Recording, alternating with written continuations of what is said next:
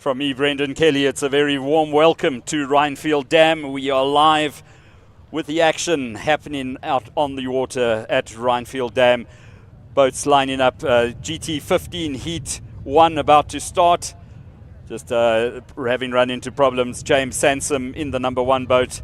Just getting that checked out quickly to see if it's a quick fix. 2 other boats will be in the race. Nico Potgieter in the number 2 boat, as well as the number 99 boat of Tyler Ponmoon.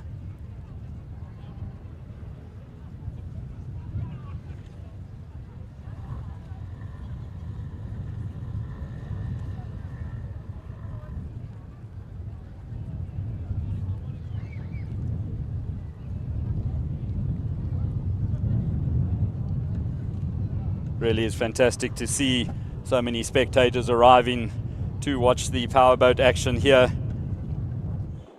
Great crowd already in. The weather conditions have played along to a certain extent. We got very wet here yesterday.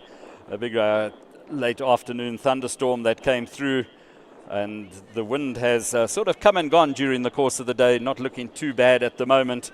The juniors unfortunately had the worst of the rough water, but just waiting now. It sounds like I can hear the motor of James Sansom running in the background. Donovan Allen working on that one feverishly. Peter Allen in the water holding the boat. The engine cowling about to go on. Hopefully we should be good to go racing.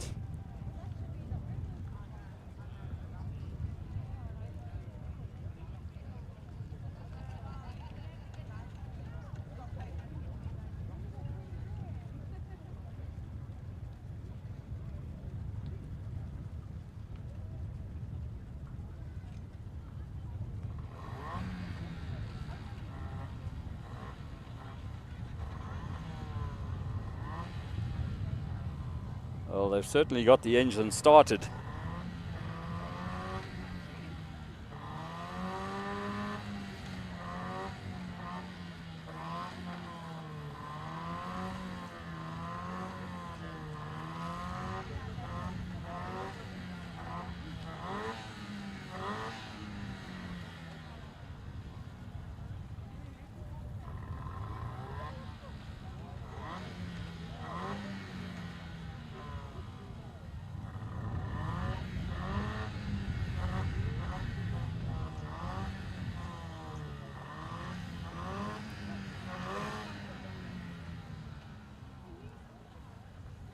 Well, the engine cowling's going back on, so that's a positive sign there.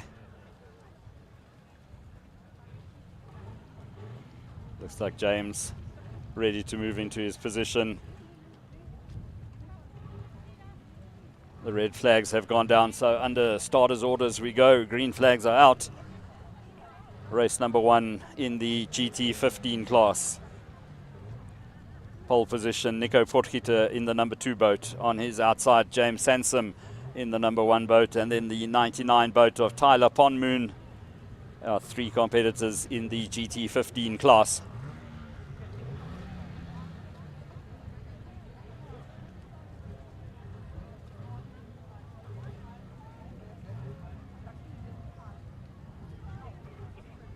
All eyes will be on the rescue boat that's out on the water. The flagman will start the race from out on the water, so the drivers will all be looking nervous anticipation, waiting for the flag to drop to go racing.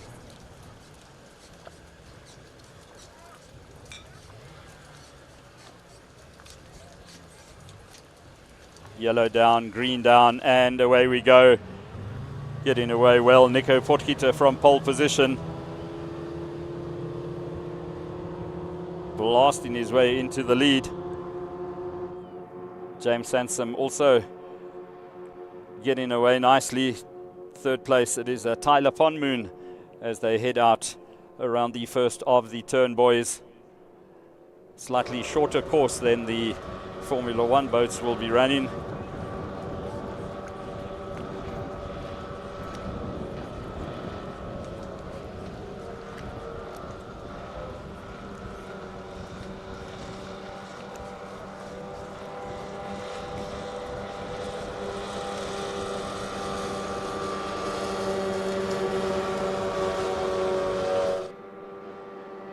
nice lead that Nico Potgieter has got over James Sansom and Tyler Ponmoon on the opening lap of the race.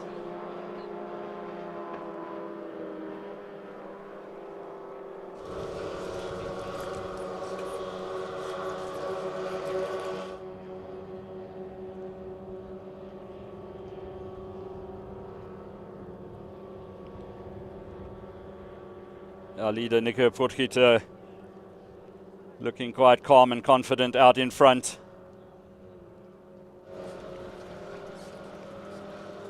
Tyler Ponmoon running in third place at the moment.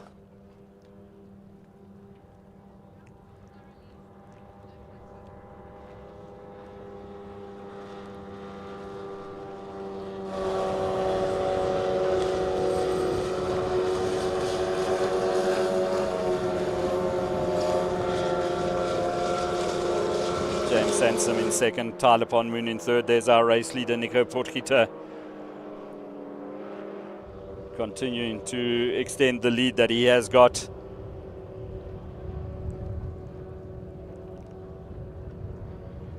James Sansom just having a look over his shoulder, looking for third place Tyler Ponmoon to see where Tyler is positioned.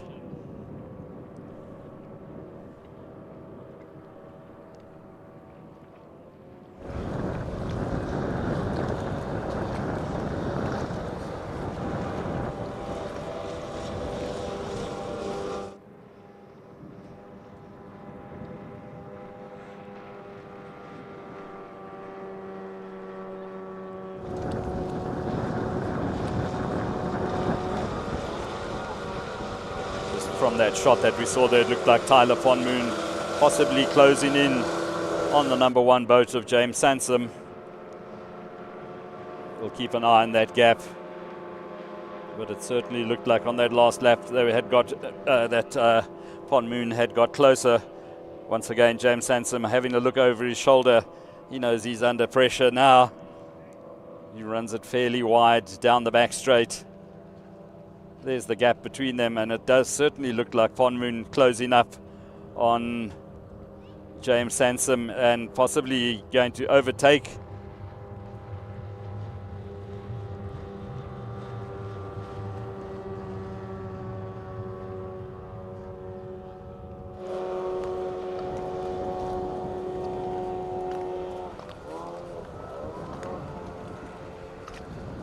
Tyler Ponmoon going a lot wider around there, looking for some flat water by the look of things. James Sansom a little bit sluggish in that corner, but now down the back straight, Tyler Ponmoon blasts it up into second place.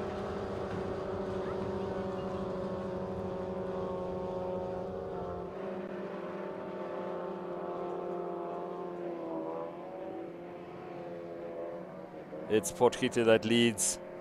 Then in second it is Tyler Ponmoon. Third place boat number one, James Sansom.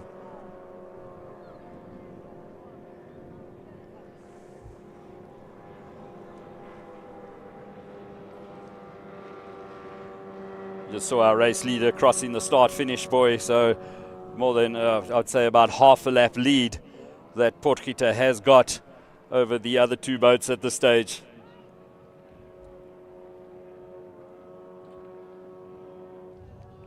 Big boat, man. Oh, and a fight back. A fight back from James Sansom going through on the inside of Tyler Ponmoon. So there's still some fight left in Sansom in the number one boat. Hooks it a lot tighter around the corner this time.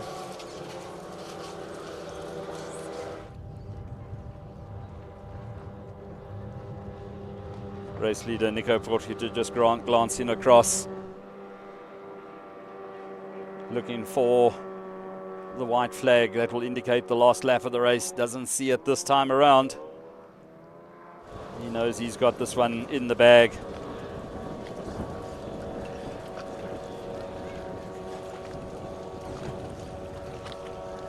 Well, the ding-dong battle for second and third continues between Tyler Ponmoon and James Sansom.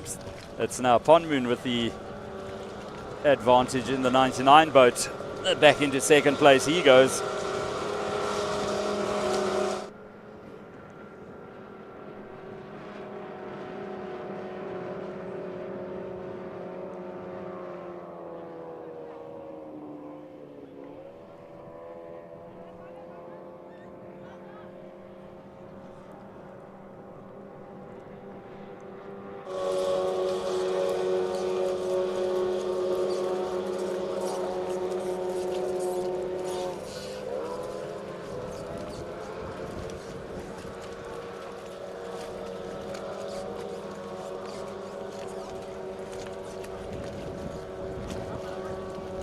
There can't be too many laps left in this heat,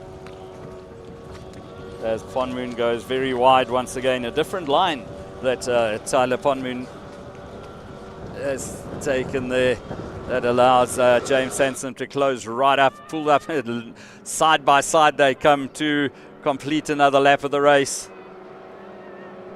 Sampson just has a glance, has a look over to Tyler Ponmoon. White flag now going out for our race leader, Nico Potgieter. Acknowledges the right white flag as he goes past.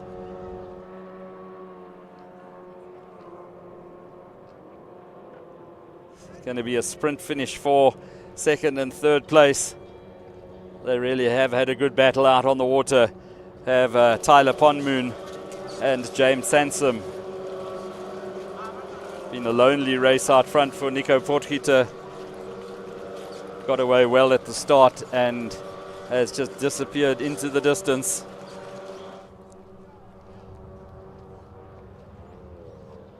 See him almost getting ready to lap them. It is the last lap of the race now for him. You'll see the checkered flag, or he'll acknowledge the checkered flag as he comes through. So an interesting last lap it's going to be for the number 1 boat and the 99 boat, taking the race win in the GT15 class. Boat number 2, Nico Potgieter.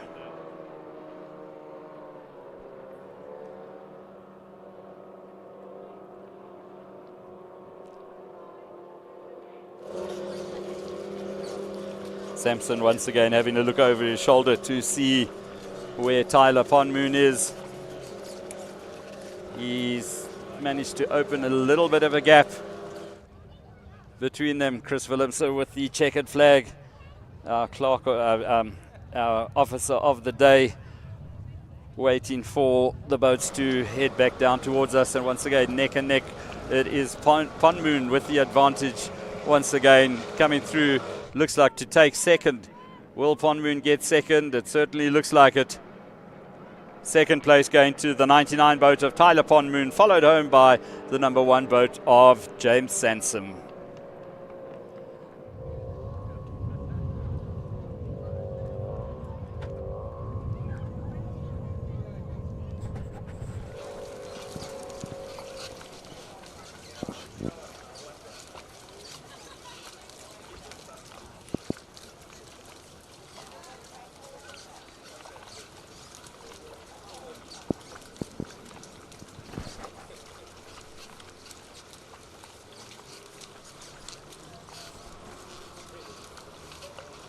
Right, just getting notice that there's possibly going to be a program change. We'll just get some await some clarity on that.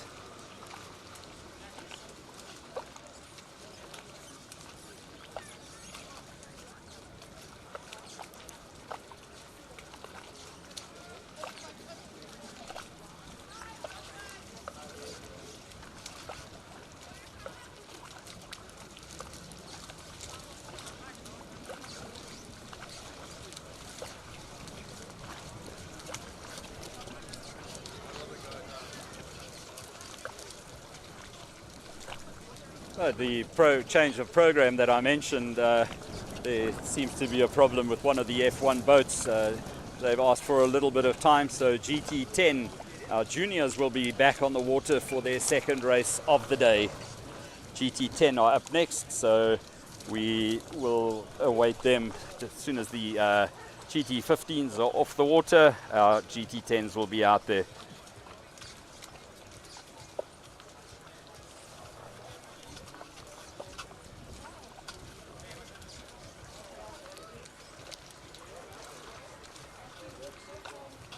Boat, yeah, it's the 88 boat of Dwayne Botha, the last of the boats to get into position. Red flag still up. We'll be going under starters orders shortly.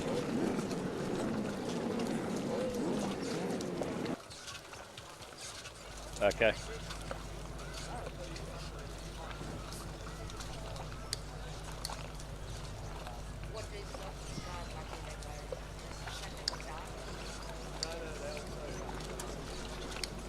The first race of the day here at Rynfield Dam in Benoni, Tristan Parsons, the number 5 boat, leads the class.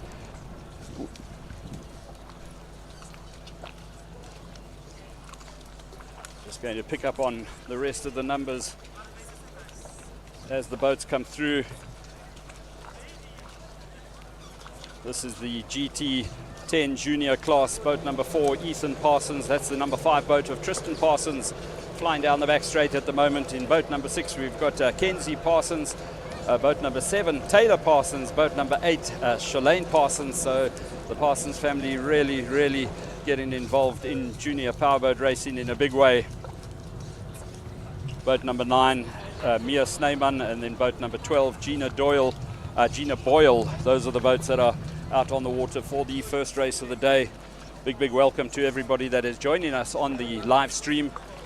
Live stream going out live on Motormouth as we look at the number 9 boat of Mia Sneyman.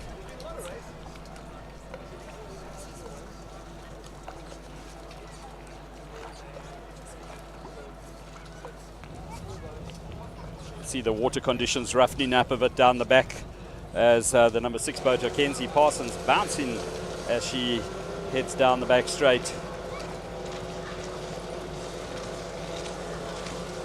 Focus on boat number 5 now. That's Tristan Parsons, our race leader, looking very comfortable out on the water at the moment. Big bouncing bumps starting to form at the top end of the circuit.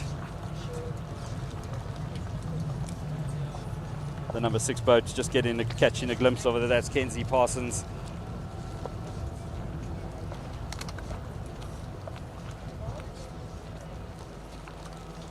Ethan Parsons in the number 4 boat.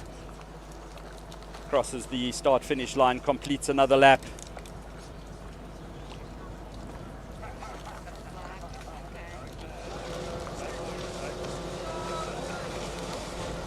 Tristan Parsons totally in control of proceedings out on the water at the moment. A nice lead that he has opened up over the rest of the field.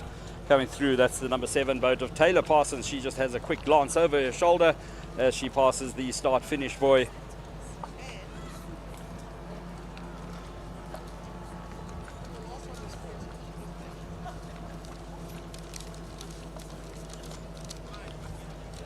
Closing up on each other, then going through on the inside. The overtake move there from Gina Boyle. She heads down the back straight, having overtaken Taylor Parsons in the number 7 boat.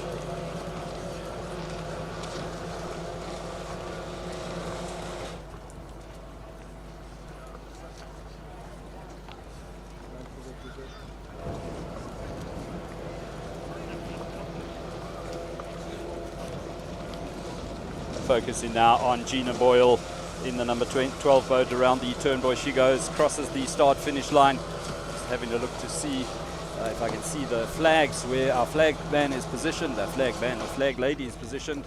Just get an indication of how many laps we've got left in the race. I don't seem to see them from where I'm sitting at the moment. And just to explain to the crowds that have gathered here to watch the racing, I am actually commentating from a screen, so this is the commentary that will go out on the live stream. So it might sound like a bit weird to you guys that are listening, but it will all make sense if you watch the show on live stream when it goes out. The number 8 boat going around the back there. Shalane Parsons closing up on Taylor in the number 7 boat.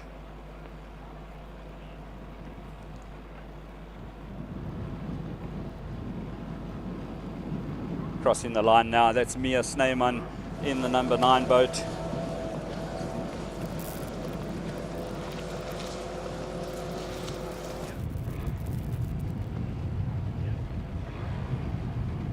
The wind has started picking up a little bit here over and gloomy conditions in Benoni for today's Powerboat Festival at the East Rand Speedboat Club. Really is a fantastic venue for powerboat racing. The upkeep and the clubhouse and that looking very good. Always well maintained. Nice grass embankments for the spectators to enjoy all of the action from. A lot of food vendors already in place and doing a roaring trade behind us. Fantastic to see the interest that the Formula 1 and the juniors GT30s and Formula 30 boats, the GT10s, GT15 boats have drawn here, and spectators, we're expecting a full house here today. A white flag has gone out, so we are on to the last lap of the race now. Chris Willems, the officer of the day. There's our race leader coming through. That's the number 5 boat of Tristan Parsons. He's dominated from the moment the flag dropped earlier on. He was very quick out the dock, and the next flag that he will see will be the checkered flag that he will see as he comes around the top buoy now. It's just the back straight. Sorry, just the front straight, not the back straight. Checkered flag going out. Raises his hand, acknowledging the win there. Tristan Parsons wins the first race of the day in the GT10 class.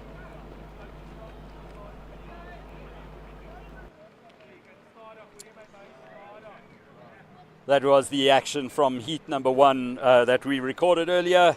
Back live now, boats going onto the water for the start of heat number 2. This is the GT10 junior class. Boat number 4, Ethan Parsons. Boat number 5, Tristan Parsons. Boat number 6, Kenzie Parsons. Boat number 7, Taylor Parsons. Boat number 8, Shalane Parsons. So boat number 9, Mia Sneyman. And then boat number 12, Gina Boyle.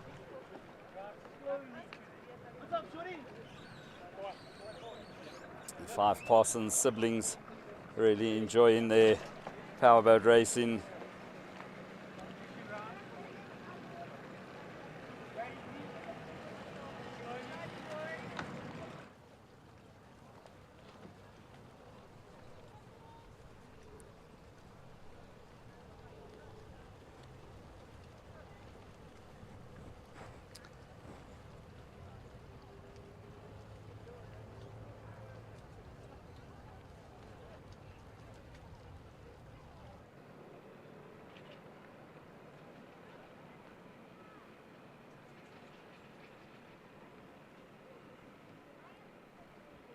Let's see if it will be another dominant performance from the number 5 boat of Tristan Parsons in race number 2.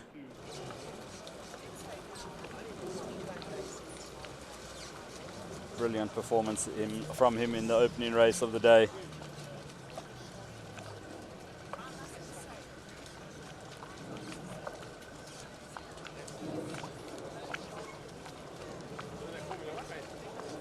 He'll be lining up in pole position. Gina Boyle on his outside in the number 12 boat. Just waiting for the last couple of boats to move into place, and we'll be good to go with heat number 2. You'll notice from the flags waving in the wind there that the wind has once again picked up. I did mention earlier on, as always, the juniors that seem to get the worst of the wind. Stiff little breeze that's blowing now. I'll just add to the excitement for these youngsters as they head out for race number 2.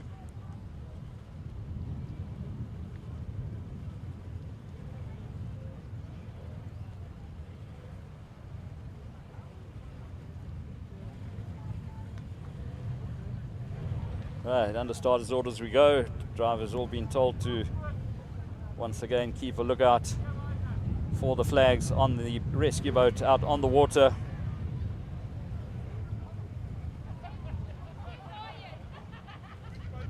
The start man moving into place now.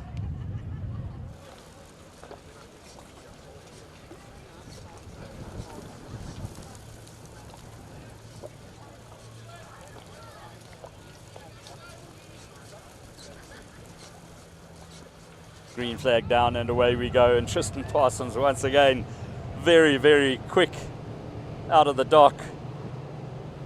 Brilliant start from him once again, using the advantage from pole position, be the first of the boats around the top turn buoy.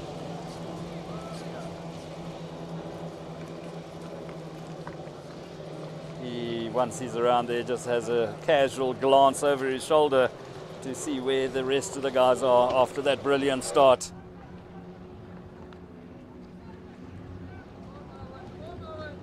It looks like one of the boats has come to a standstill.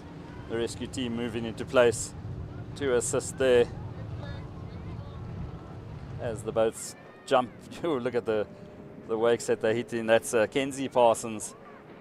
Just wondering what's happened. Whoa, a boat has actually gone over. That's the drama that's happening out there.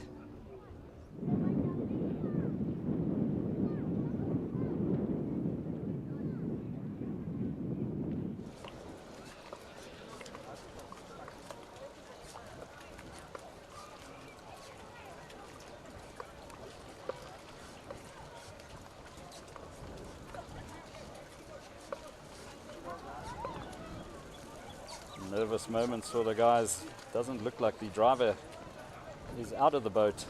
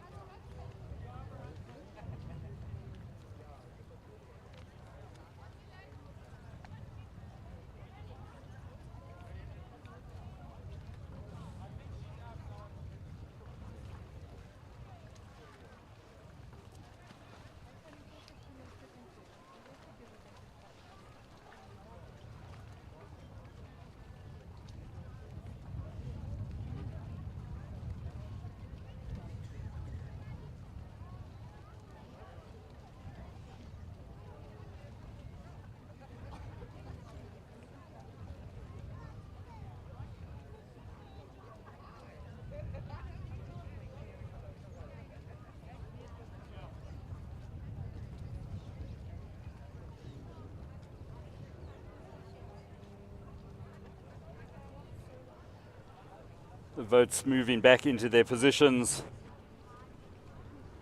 waiting for the course to be cleared for the restart.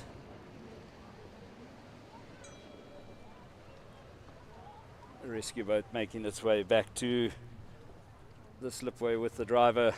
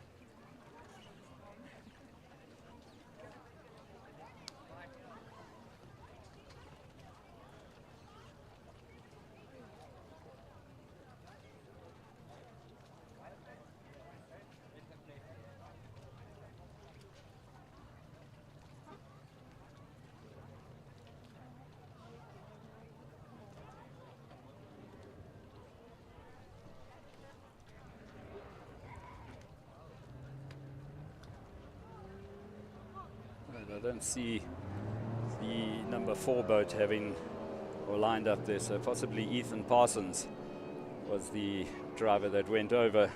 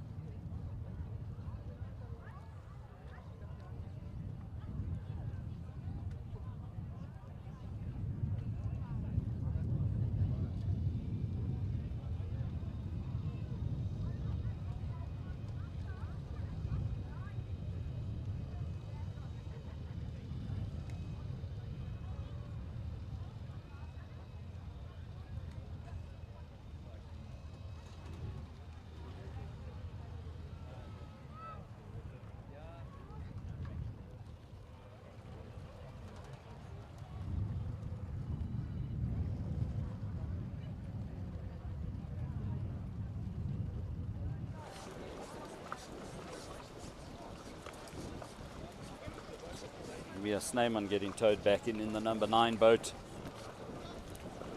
They make their way back to the slipway.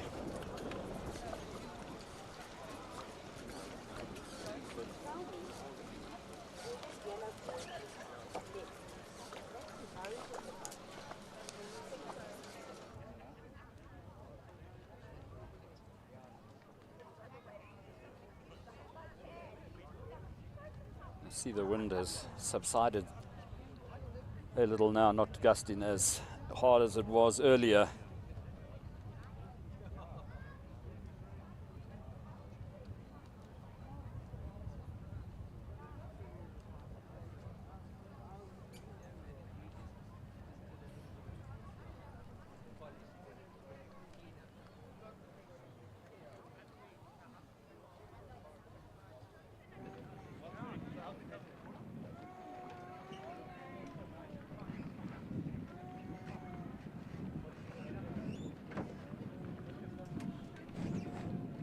The junior boats having come off the water, and we're not too sure how the program is going to be adjusted, but we will let you know as soon as we know. So we'll just stay with the visuals.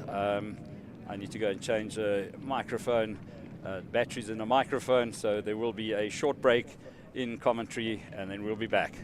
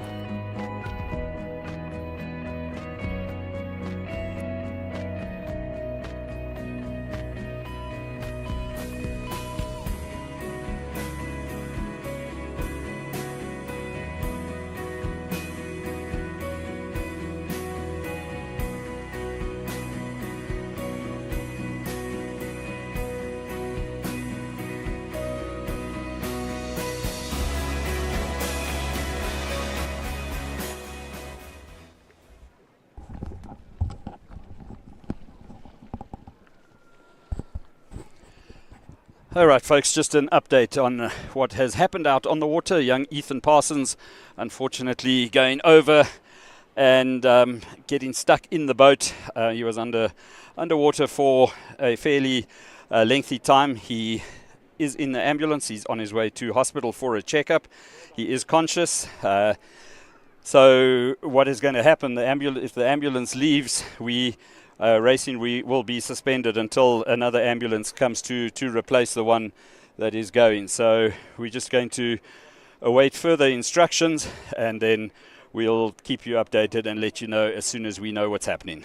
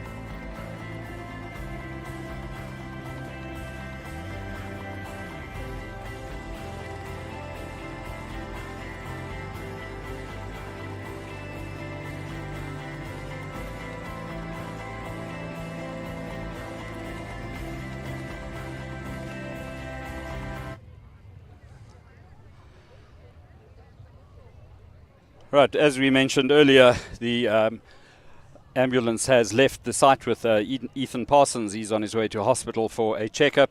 So we're waiting for another ambulance to arrive. So while we do that, we will rerun. Let's have a look at the action from round number 2 in the South African Championships from St Helena Bay. Onto the Formula One action we go, and it is race number 1, flags down and we go racing, and a brilliant start there from Ronan Dixon in the Dixon Batteries entry, boat number 32, absolutely flying out of the blocks. Tucking into second place is his teammate Keegan Frankovitz. They'll be followed around the turn buoy by Mornay Herald in the 111 boat, with his teammate Bruce Repsold running in the number 13 boat, slightly down on power. On board with Ronan Dixon we go around the turn buoys, really getting the boat turned nicely around the turn buoys, but Keegan Frankovitz flying around there in second place, with the Mornay Herald in third, Bruce Repsold still in fourth, and nice and tight around the turn buoy for John Ross Duncan. He'll be followed by the 101 boat of Michael Wessels and Nico Wessels in the 46 machine.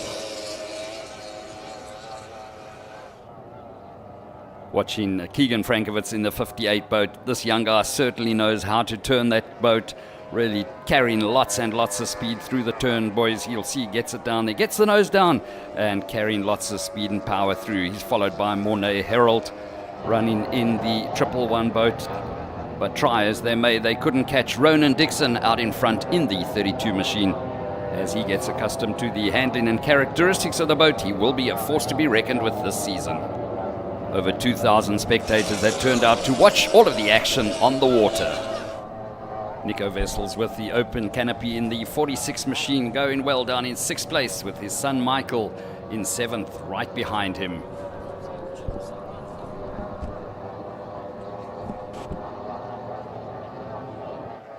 Chris Willems, the officer of the day, in the hot seat, the man with the flags, keeping an eye on proceedings on what's happening out on the water. Keegan Frankovitz, the current South African champion, going well in the number 58 machine, powers his way down. He has certainly been impressive around the turn buoys. Still holding down 7th place, Michael Wessels going through. But let's watch Ronan Dixon now, starting to weave his way through the back markers as he powers his way through in the 32 boat. Let's go on board and enjoy the ride with Ronan Dixon.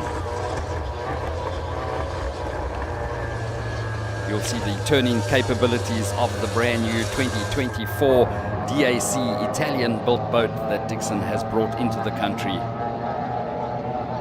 Bruce Repsold under pressure from John Ross Duncan.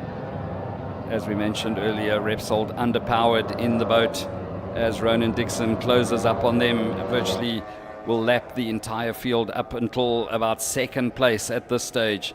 So Ronan Dixon, certainly dominant performance from him in heat number 1. John Ross Duncan in the 99 boat, looking rock solid. He's got Nico Wessels just behind him in the 46 boat. As Ronan Dixon continues to weave his way through the traffic, he will lap up to 2nd place in heat number 1.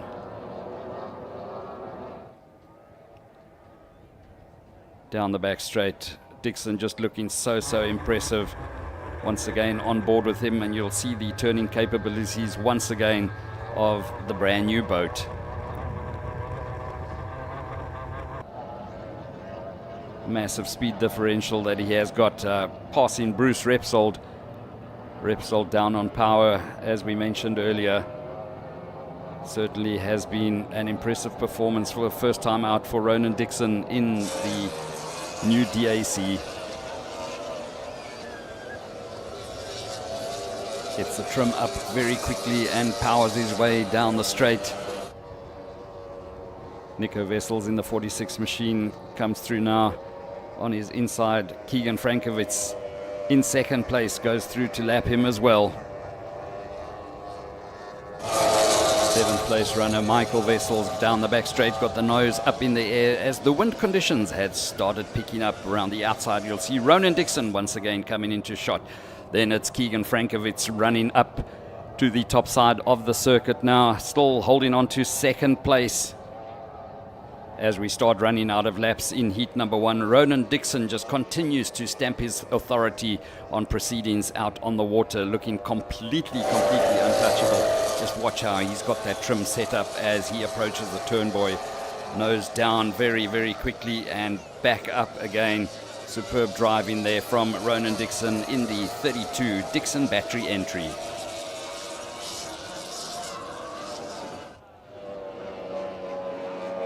Mornay Herald has had a good run, still in 3rd place at the moment. He comes through in the 111 machine now, racing in the colours of Veltdrift Marine Services. As the white flag comes out to start the last lap of the race, Ronan Dixon acknowledges the flag as he goes through. It has been a faultless performance from Ronan Dixon in the Dixon Batteries entry.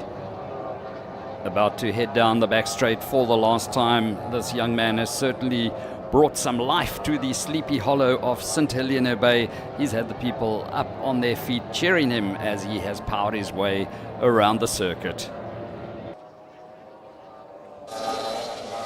Coming through now to take the checkered flag and the heat number 1 win, Ronan Dixon for Dixon Batteries. We could have asked for a better race today. With the pole position that we secured from the qualifying, we managed to bring it home with the 1st place win in the 1st heat, and we can't wait for the 2nd one.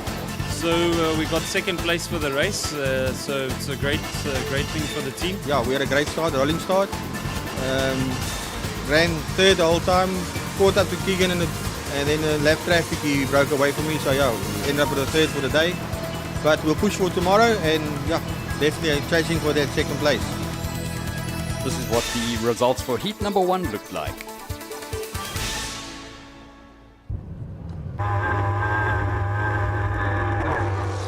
The Formula 1 action moved to day 2 of the festival, and the weather starting to turn for the worse as we go racing in heat 2, and immediately Ronan Dixon out in front once again. Bruce Repsold up there in 3rd place. He seems to be back to where we are used to seeing him running. Mornay Herald in 2nd at the moment, but it's all about Dixon out in front, bringing the boat nice and smoothly through the corner. Mornay Herald in the 111 boat sitting in 2nd, followed by Bruce Repsold. Repsold looking more confident in that boat now. And then Michael Wessels, we see that he's lost his canopy. John Ross Duncan getting some big airtime there.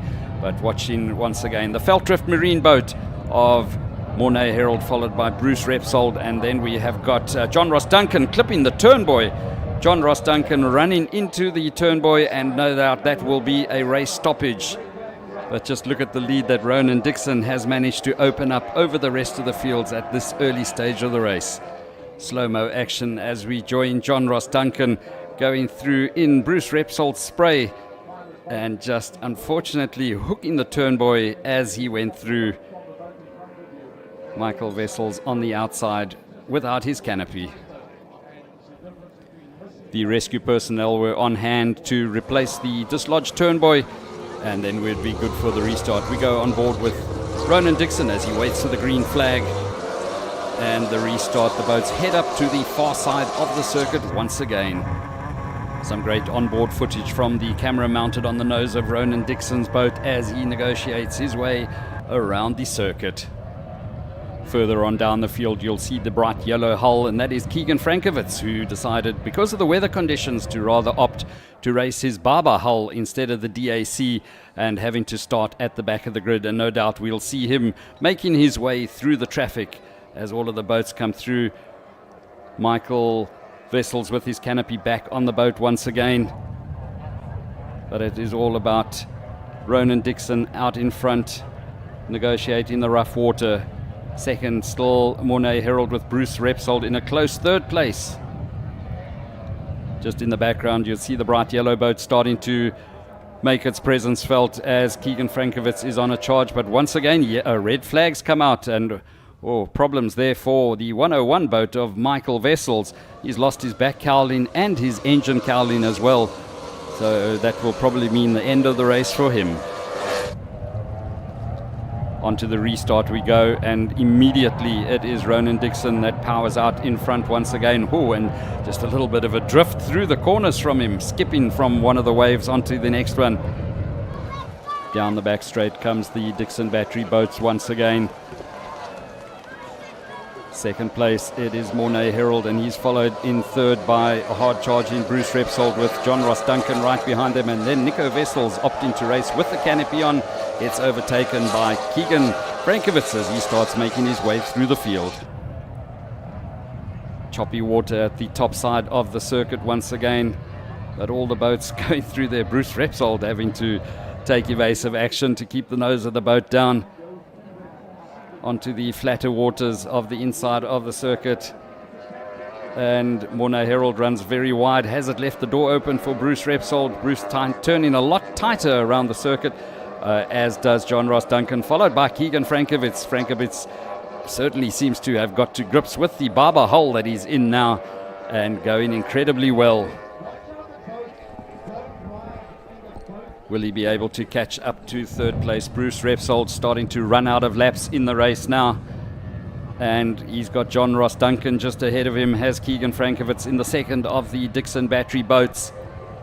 Sitting in the spray of John Ross Duncan. Certainly seems to be closing in on him.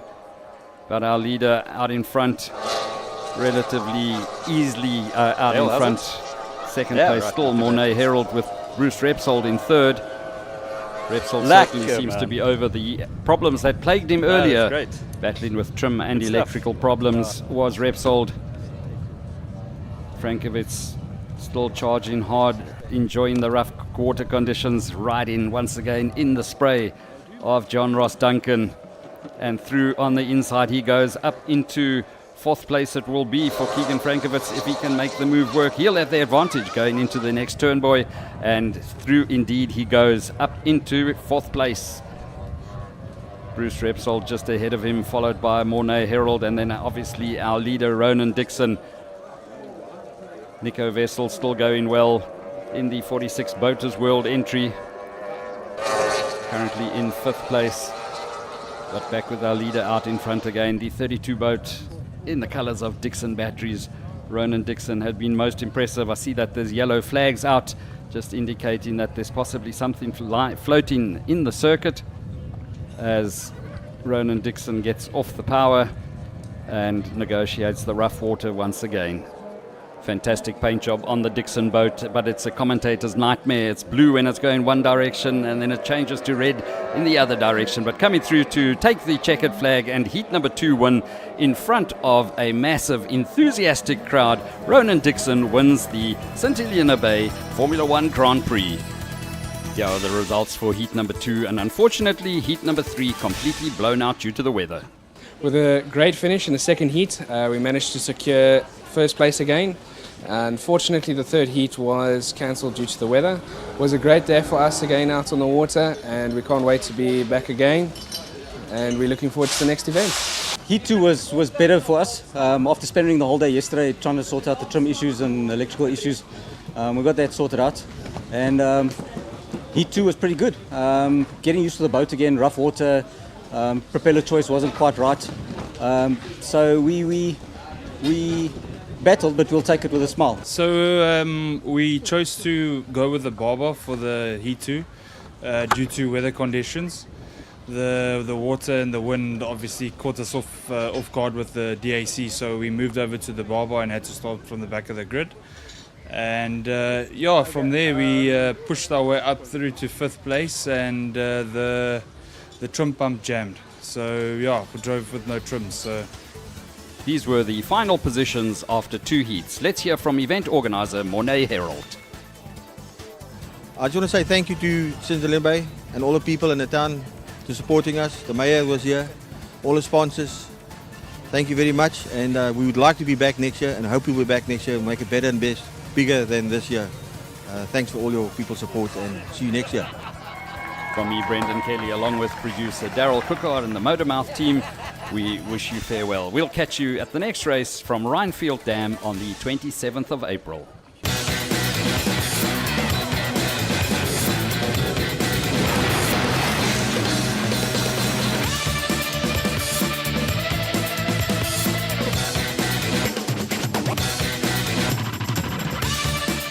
St. Helena Bay F1 Powerboat Water Festival was proudly brought to you by Dixon Premium Batteries. Power is in our name.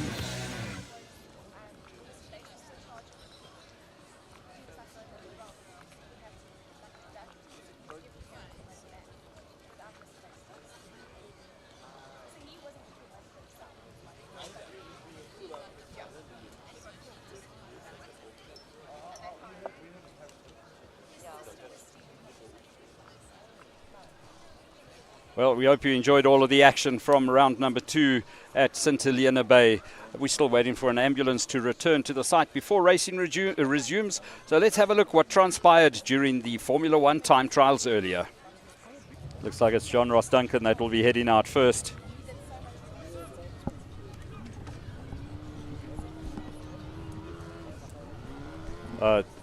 Getting confirmation that they're going in number order. 46 will be going out first, so it's Nico Wessels in the Boaters World entry that goes out first. Be a warm-up lap for him, and then 2 hot laps around the circuit.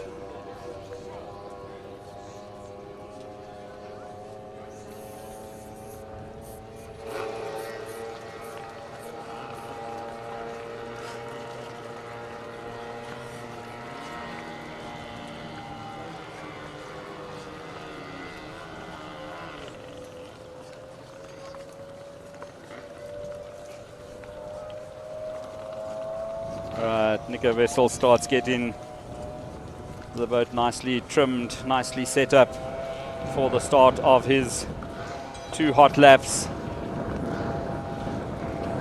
Drifts the boat nicely through the corner.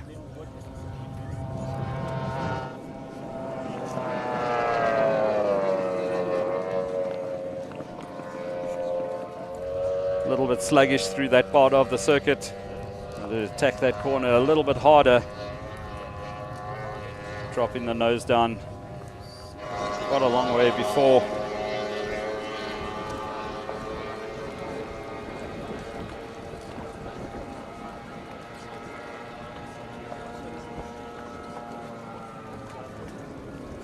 His engine sounding really good as he heads down the back straight around the furthest turn buoy from us. Beautiful camera angle, this one. Really see just the back section of the boat in the water. Nice rooster tail that it is throwing up at the moment.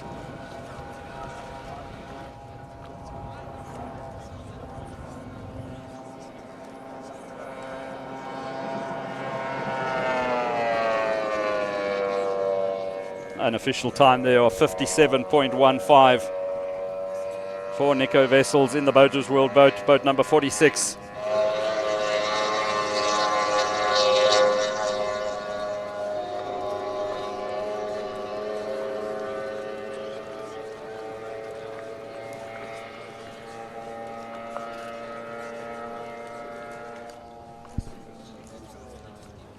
Around the top turn buoy once again.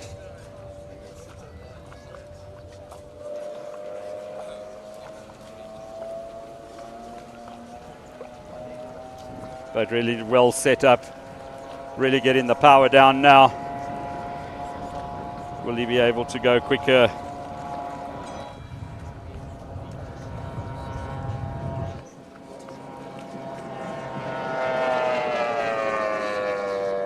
Marginally slower.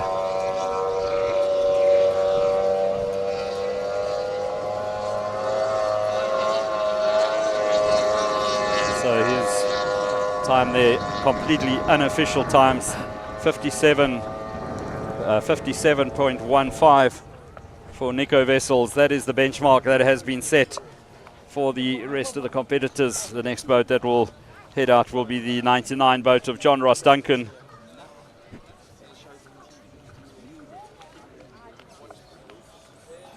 Going to wait for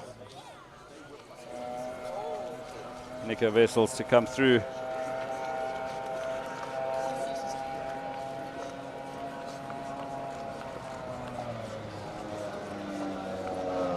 Once he's passed, then John Ross Duncan will be on his way to do his 2 hot laps.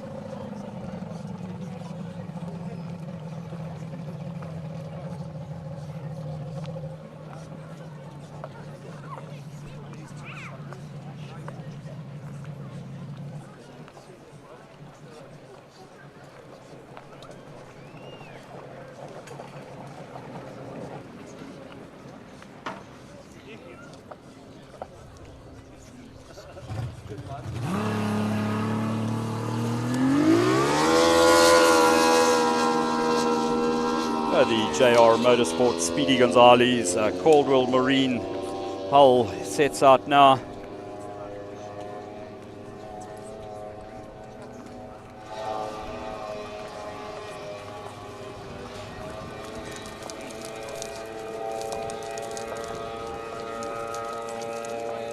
John Ross Duncan having put a lot of effort into reworking this boat, as we mentioned earlier, changing it from an inboard motor to an outboard motor.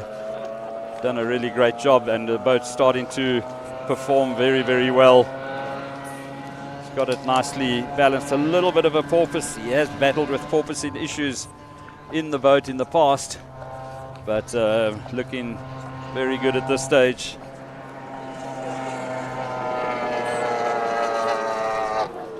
Once again got the stopwatch running.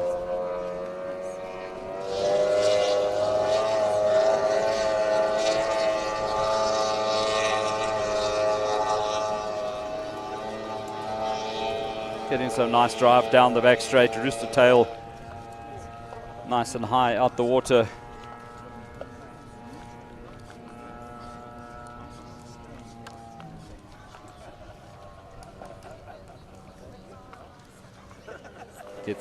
Gets the nose up in the air as quickly as possible, get as much air underneath the boat.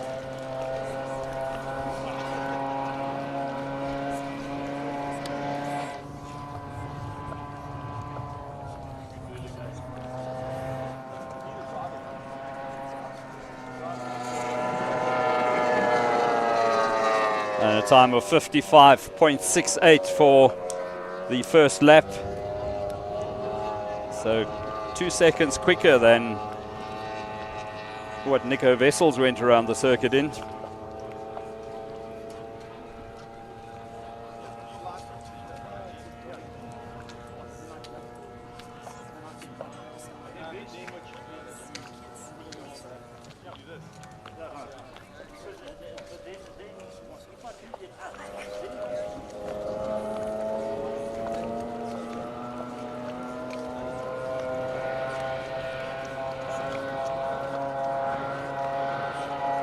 Looks like it could be a quicker lap from John Ross Duncan. Getting that power down. Nicely snap turret through the corner. And a 54.86. So definitely having gone quicker that time around. So 54.86 is the unofficial time for John Ross Duncan. Nico Wessels was a 57.2.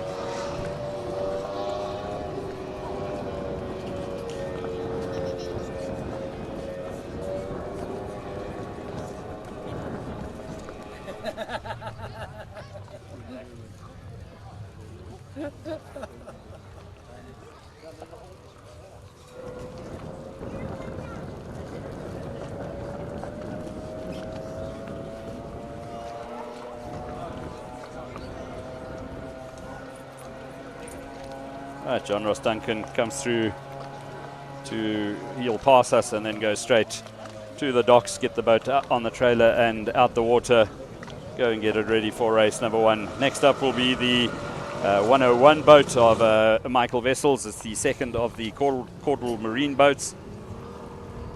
Just with his canopy open.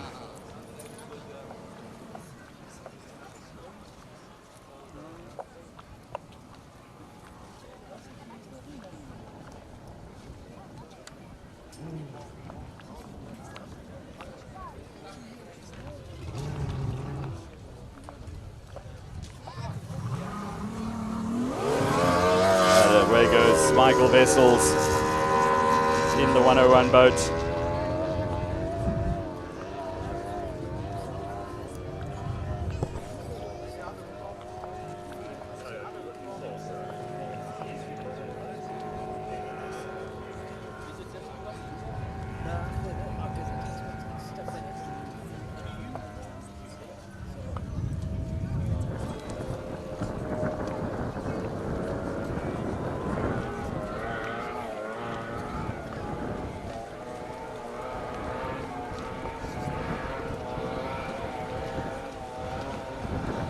Michael Wessel's really pushing it. The bucking Bronco coming the pass around the top side of the circuit. Once again, get the stopwatch onto him. Oh, nice, very quick through the turn there. But then just battling with a little bit of a porpoising issue. All that's busy doing is scrubbing off your speed.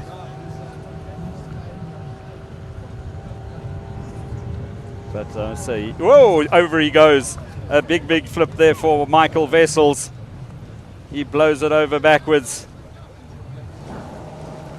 The rescue guy's right there. He's out the boat very quickly. Big nervous moments from him, for him, but having got out very quickly. Great job there.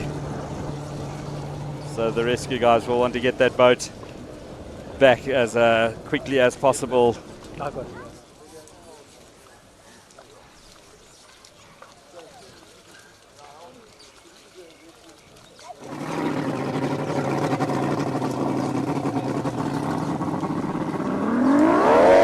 Boat up racing in the colours of Velddrift Marine. That's Mornay Herald in the 111 boat. Man with many years of experience in powerboat racing. He has received his South African colours a long while back. I think it was the late 90s already that he received the South African colours for offshore powerboat racing.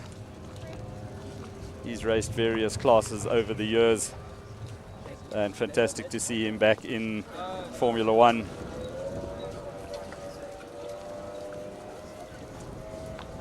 Boat very well prepared and well set up as we get ready to go with the stopwatch once again.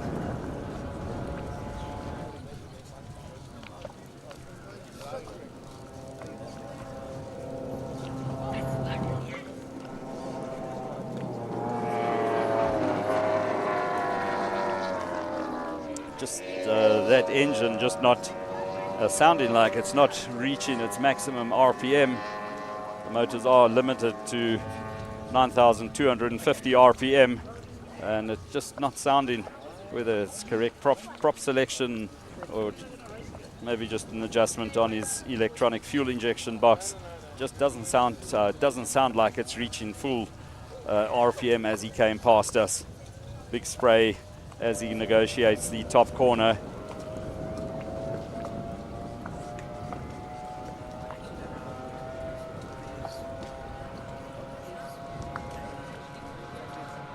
Oh, looking much better now.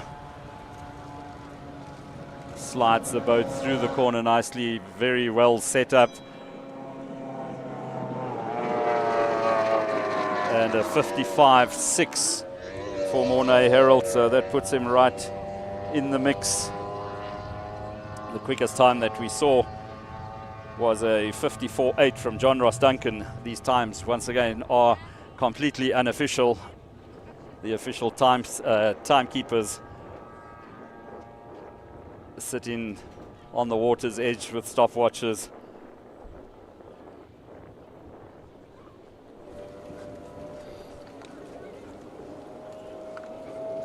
This is where he looks so impressive. Got the boat high up in the air, skating along the top of the water with just a couple of inches at the back of the boat, actually making contact with the water. That prop driving well. This looks like it's going to be a quicker time.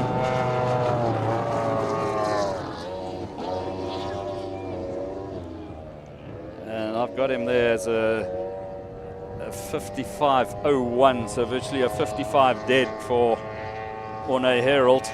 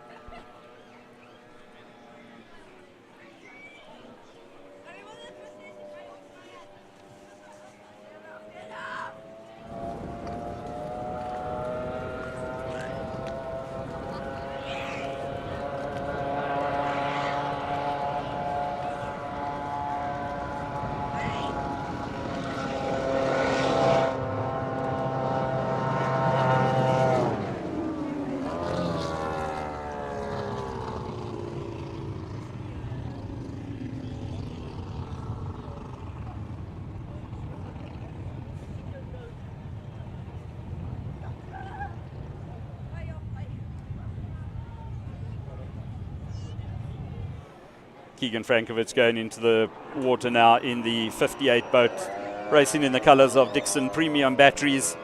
You'll see a brand new engine cowling on the back of that boat. Unfortunately, Keegan having rolled that boat on, I think it was Thursday evening.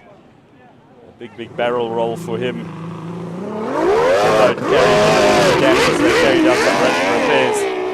So let's see how Keegan goes. He has proven to be quite the revelation behind the wheel of a Formula One powerboat. Attacks the corners very aggressively. So we should see a quick time for him. He's one of the guys that has been instrumental in getting getting Formula One powerboat racing back on the water in South Africa, which is fantastic to see. Him and Ronan Dixon, Mornay Herald, John Ross Duncan, all working incredibly hard behind the scenes, along with Nico Wessels and Michael Wessels.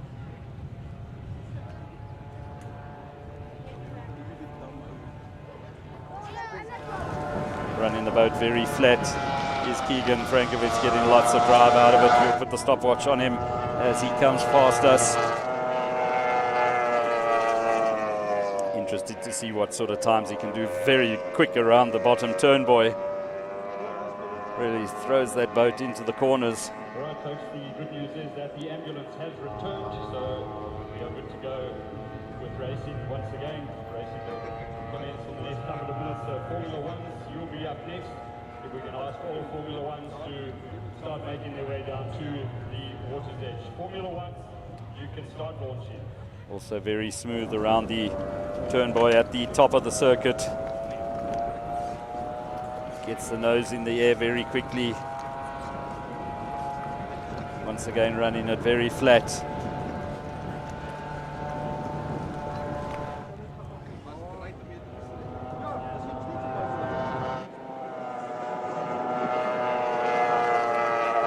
Oh, and a 53.92 for Keegan Frankovich. That should put him in pole position. Once again, I just reiterate that these times are completely unofficial, but we'll see how close we are to the times when we go racing. So 53.92. Michael Wessels, unfortunately no time for him, and I don't think we'll see him back on the water. Keegan Mornay Herald to 55.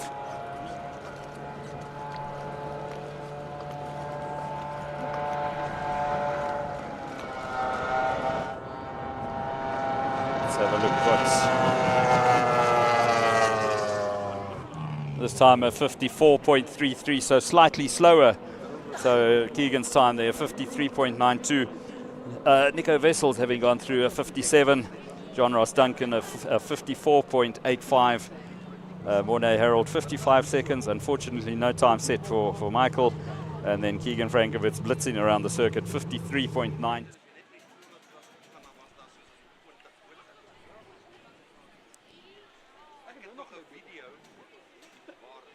Well, that was a great performance from Keegan Frankovich in the Dixon Batteries boat. A time, unofficial time, 53.92, puts him in pole position. Second place, John Ross Duncan in the JR Racing boat. He'll be followed by Mornay Herald in the 111 boat. Then it's Nico Wessels. And then it will be Ronan Dixon starting at the back of the grid. The Formula Ones are making their way to the water as we speak. The ambulance has returned from the hospital, so we are good to carry on with the rest of the day's racing action. So Formula Ones will be up next. We just wait for the boats to head out onto the water now.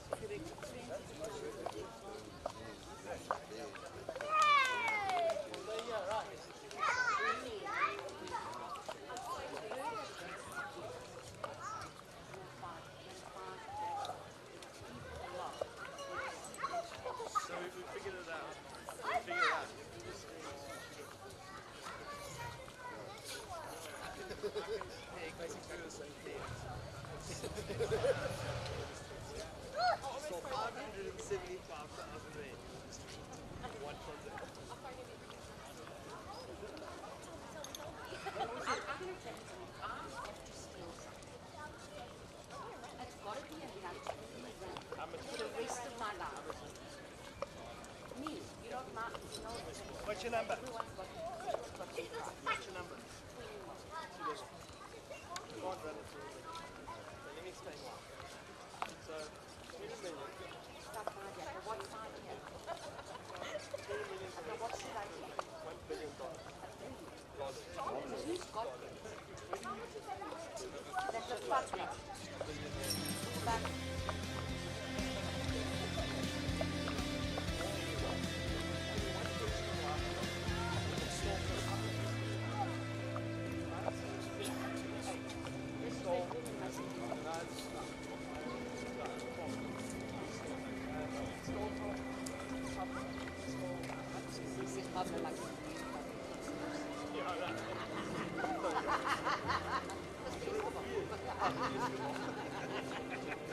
He sold $100 million in 1970.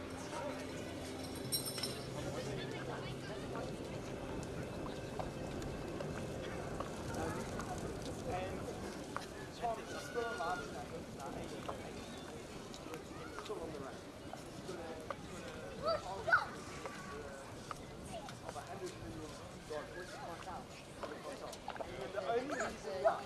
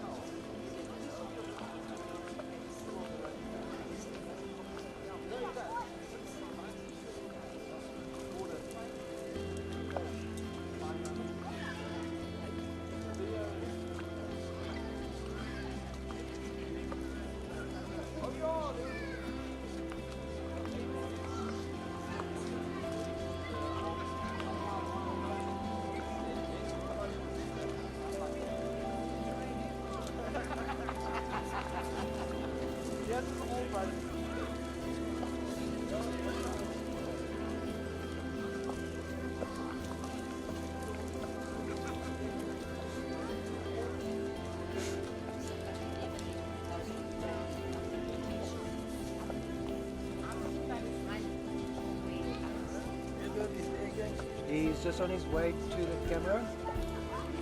So, I don't know. It's just undirectable. Yeah, because he's on the phone.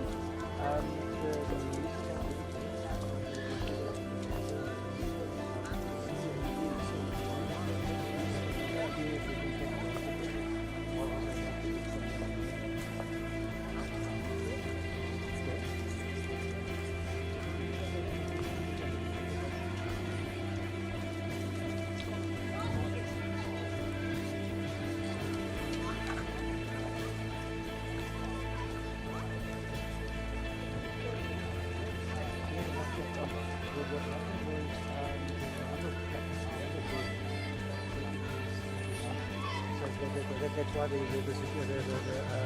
medic had to jump into the water to drop them out.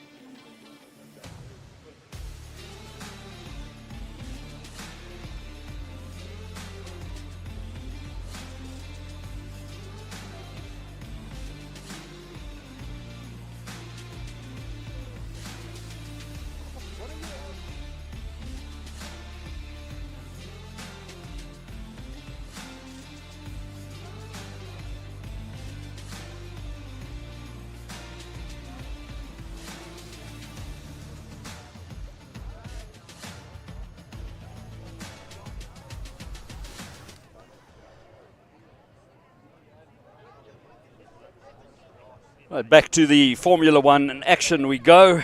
Good news just coming through from the hospital that young Ethan Parsons is A-OK. He is conscious and he's talking, so great job there by all the rescue guys and the medical personnel as well. First of the boats that was lining up to go back onto the water, we saw John Ross Duncan in shot there and Morné Herald in the 111 boat racing in the colours of Velddrift Marine Services as well as Wingfield Motors from Friedenberg. Morné travelling all the way from the Western Cape to be here, a man that's been around powerboat racing for many, many years. There's been a couple of familiar faces that I've managed to catch up with here today. Great to see the likes of past Formula One legends, Patrick Lees, bumped into Patrick and his daughter Nikita that are here enjoying the action, and Fred Repsold as well as Bruce Repsold. Great to have them here enjoying all of the boating action at the Rynfield Dam in Benoni. Just waiting for our rescue guys to get into their positions. I see the boats are on the water and guys moving into their places. We should be able to have green flags and boats on the water in the next minute or two.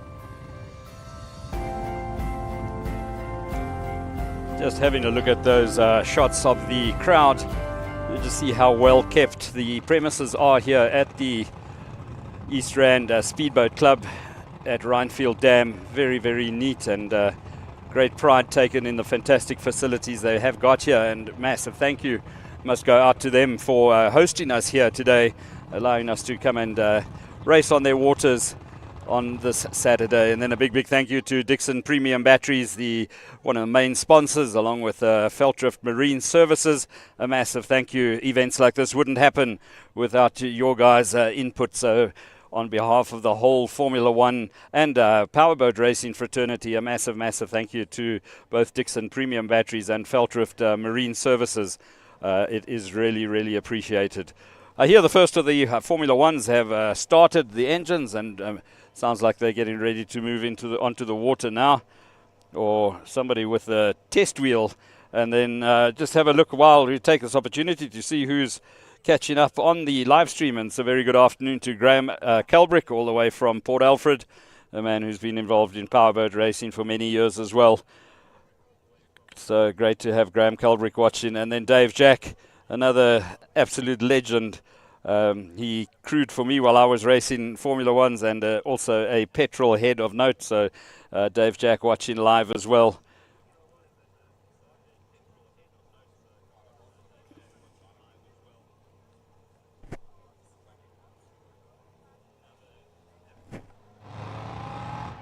Miklos Burko watching from down in the Western Cape.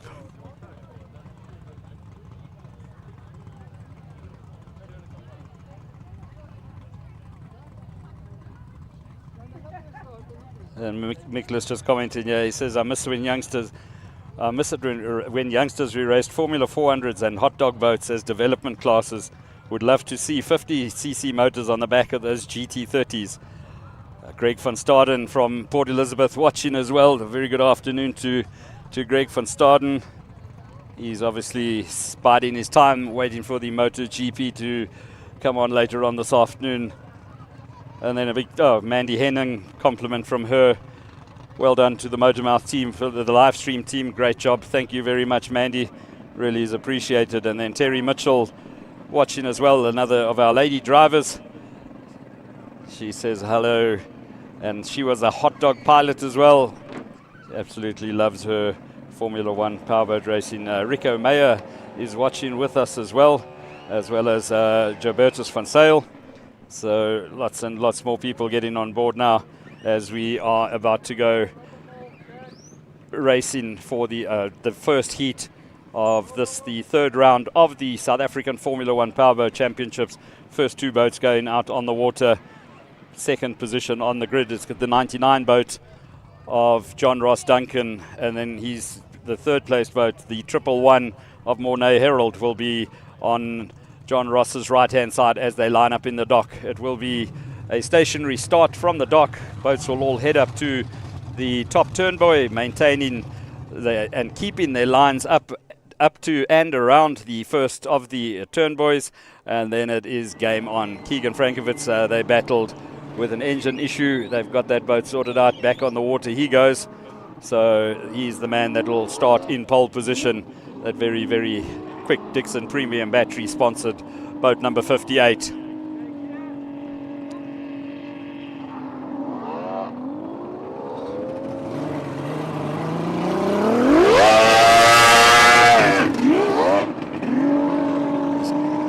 Glancing towards the pit area, I don't see Ronan Dixon's boat out there yet.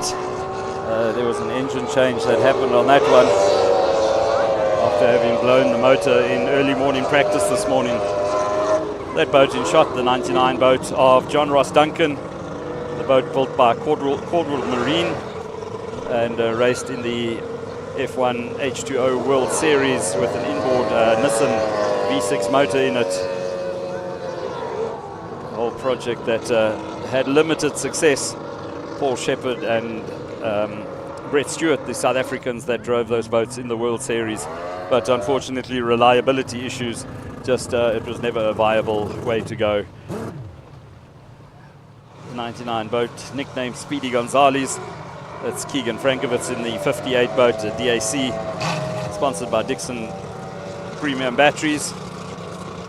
Very quick youngster, Keegan Frankovitz, very aggressive in the corners. He certainly manages to squeeze every single inch of power out of it. Then coming into the water now, the Boaters World entry. That's the 46th boat of Nico Wessels. Very, very neat looking boat.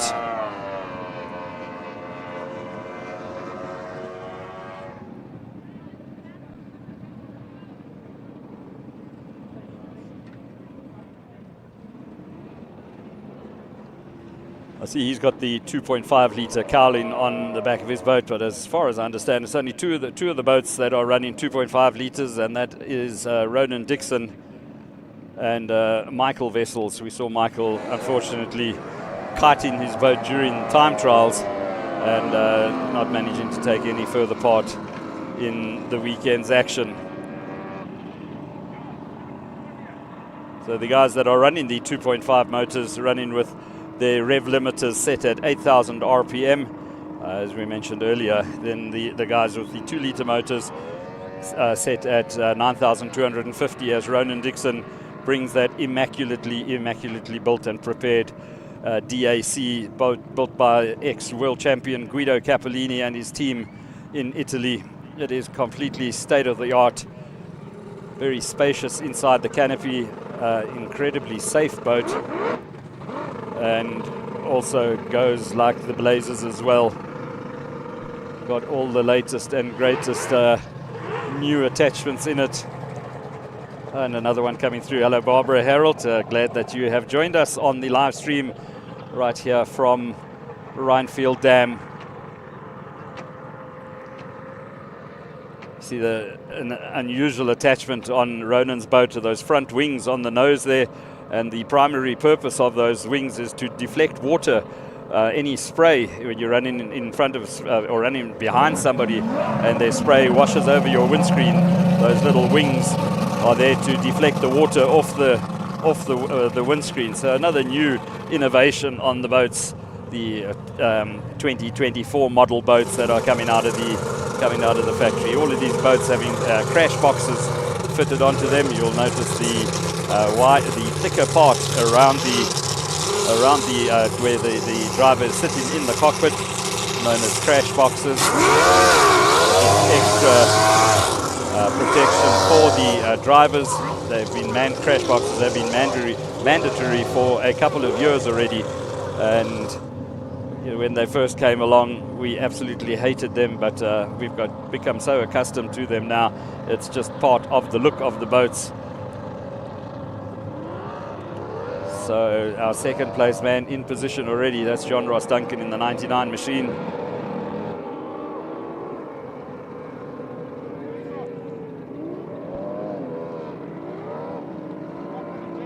Looking forward to a good performance from Mornay Herald in the Feltriff Marine Services boat, the 111 boat that's on in camera shot now. A tenacious racer, he never ever give up, and a great all-round guy when it comes to powerboat racing in any shape or form.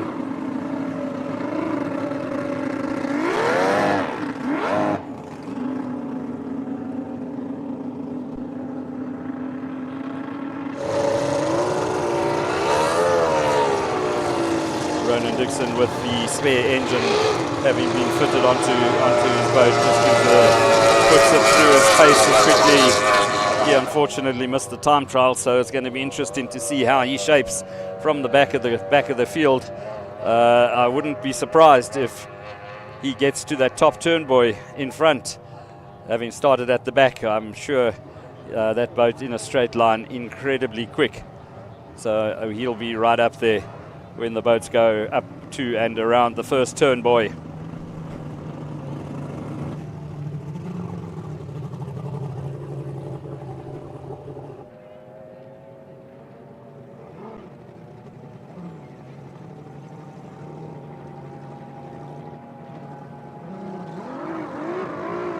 Mornay Herald bringing his boat closer that his crew can catch onto it and just turn it around and hold it in position for the race start.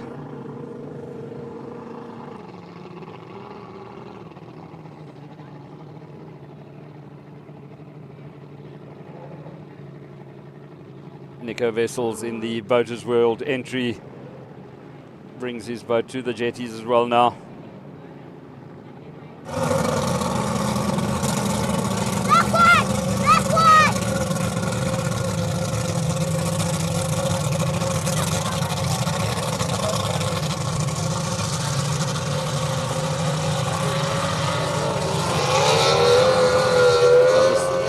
Looking out of the window of my commentary box to see the crowd up on their feet, standing, waiting in anticipation. We haven't had Formula One boats racing here for quite some time, so fantastic to have them back.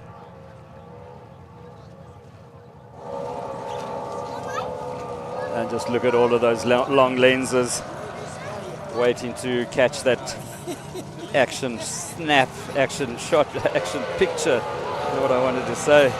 But great to have so many photographers in attendance here. I mentioned earlier, this is round 3 of the South African Championships. Aiming to have 6 or 7 rounds of the championship. The next race scheduled for Witbank. I think it's around the 16th, 17th of June on Witbank Dam.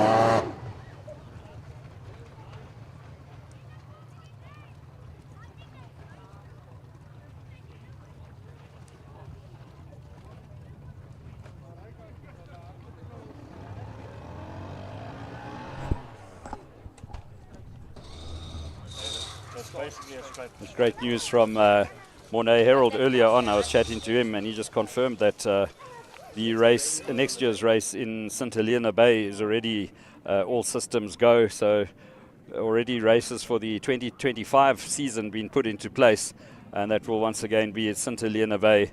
They really thrilled the crowd down there and had a massive turnout of spectators that came and watched. Gavin Richmond from Natal raced there late 60s, 70s, early 80s. Great to see Powerboat in on the up. Can't believe how built up the surrounding area is.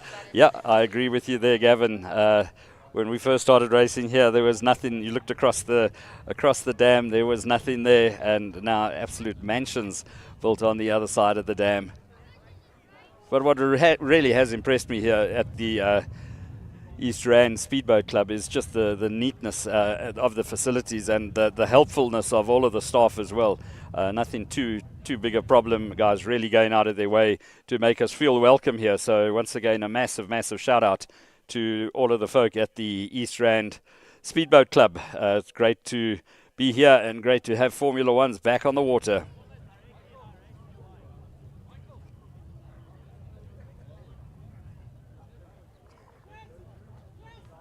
Nervous moments for the drivers.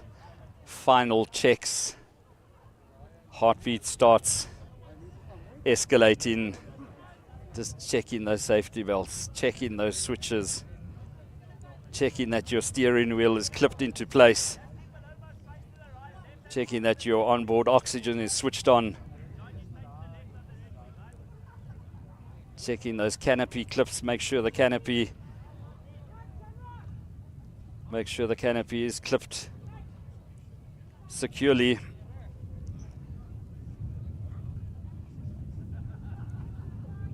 Right, under starter's orders we go.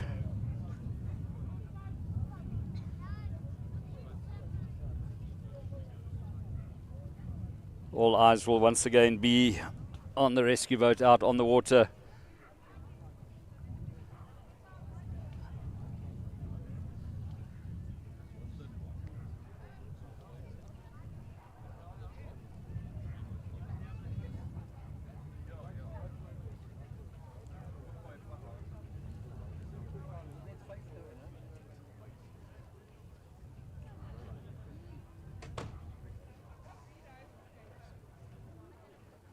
Just getting John Ross Duncan's boat pointed in the right direction.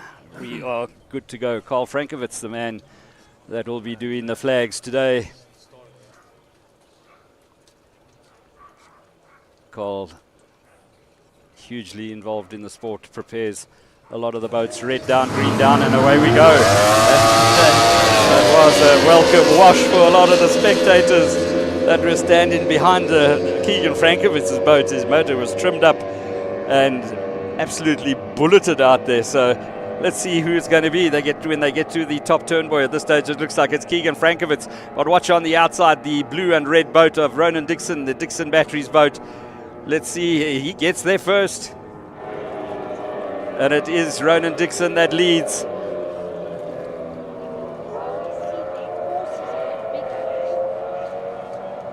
With an untested engine on the back of the boat. He's already got the hammer down.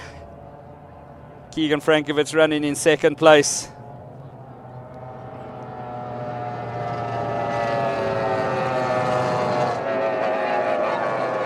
Brilliant shot there of Ronan Dixon. The boat changes from red to blue as he turns around the corner. Keegan Frankovitz running in second place in the 58 boat. In third, I think it was Mornay Herald. I just caught a glimpse of third place. It is Mornay Herald. He goes through in the 111 boat. So he is quite close to the back of Keegan Frankovitz. So let's see if he can apply some pressure there.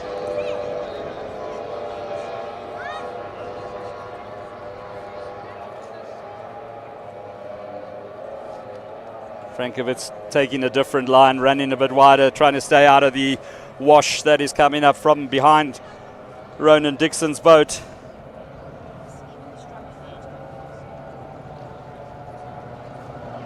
A lot tighter around the turn buoy there for Keegan Frankovitz with Mornay Herald putting pressure in third place.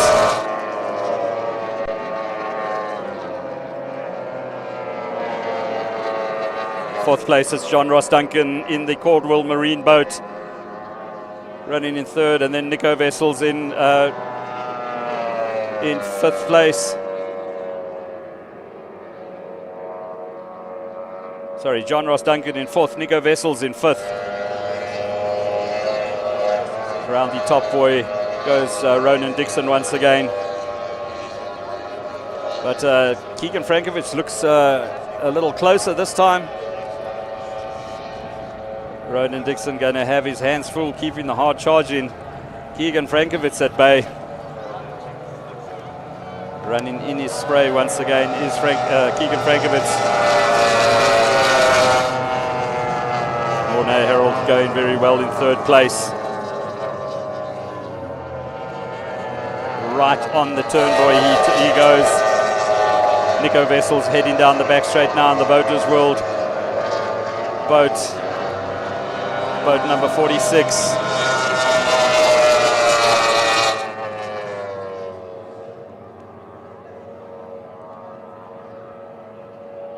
Ronan Dixon seems to have stretched that lead over Keegan Frankovitz by a little. And Mornay Herald now all over the back of Keegan Frankovitz. That gap has definitely closed there. So Mornay Herald on the move. Oh, brilliant setup there. Once again, just gliding that boat across the top of the water is Keegan Frankovitz in the 58 Dixon Batteries boat.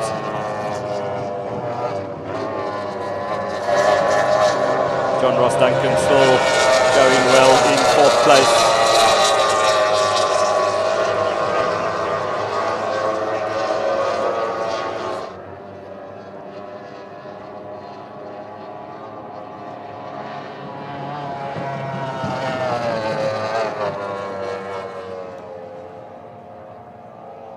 Around the top turn buoy once again for our race leader.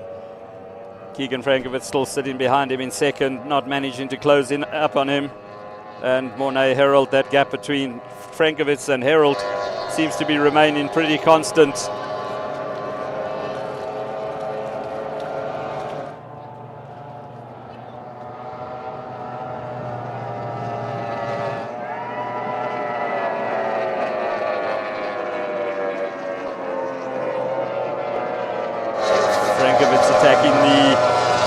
A lot more aggressively once again, a lot tighter around that turn buoy. Did he scrub some speed off there, or the faster flowing lines of Ronan Dixon having the advantage around the turn buoys as we focus on the 46 boat, the Boaters World boat of Nico Wessels. He passes the start-finish buoy now. So Ronan Dixon not too far behind Nico Wessels. He'll come through to start lapping the field. at this rate, will Ronan Dixon.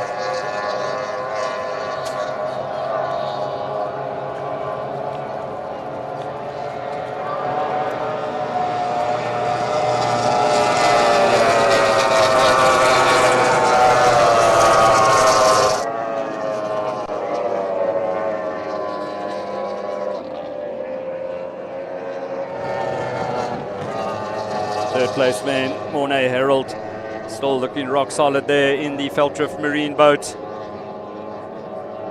Try as he may, he's just not managing to close up on Keegan Frankovitz.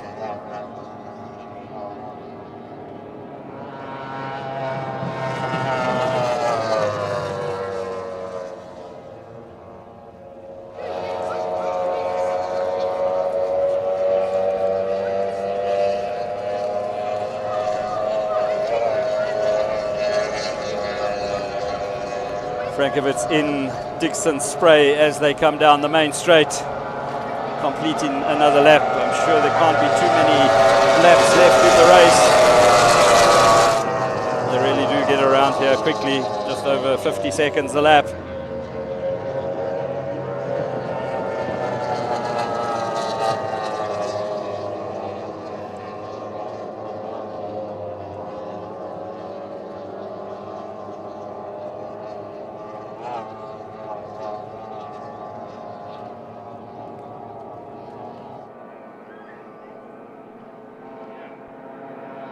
Nico Vessels once again completes a lap. How far behind is Ronan Dixon at this stage?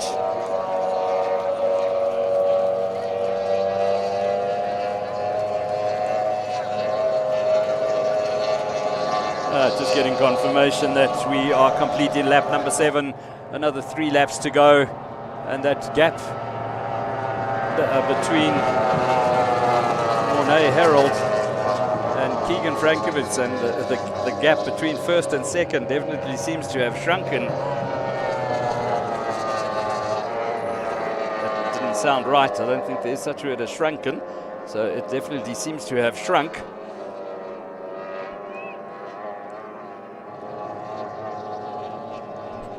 The boat's all heading away from us to the top turn, boy. Look at the difference in the spray. Keegan Frankovitz's spray a lot higher than Ronan Dixon's. So different prop choice and different setup choice for the two Dixon Battery team boats. Mornay Herald having to drink lots of water there in the spray that is being spewed out of the back of Keegan Frankovitz's boat. Frankovitz now, he knows he's running out of laps, applying all sorts of pressure now.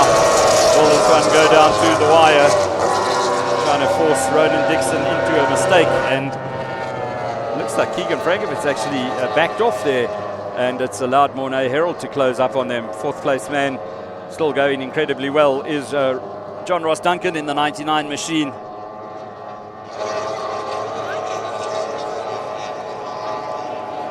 Mornay Herald in shot there, right behind Keegan Frankovitz. That's the battle for second and third that continues. And Ronan Dixon not really having it all his own way at the moment. These guys are looming. They're closing in on our race leader, drinking lots of water at the same time. But does Ronan Dixon know that they're so close? Frankovitz running at white flag. White flag has gone out now, so on to the last lap of the race we go. Has Ronan Dixon done enough to hold on to the race lead, or to hold on to the race win, I should say.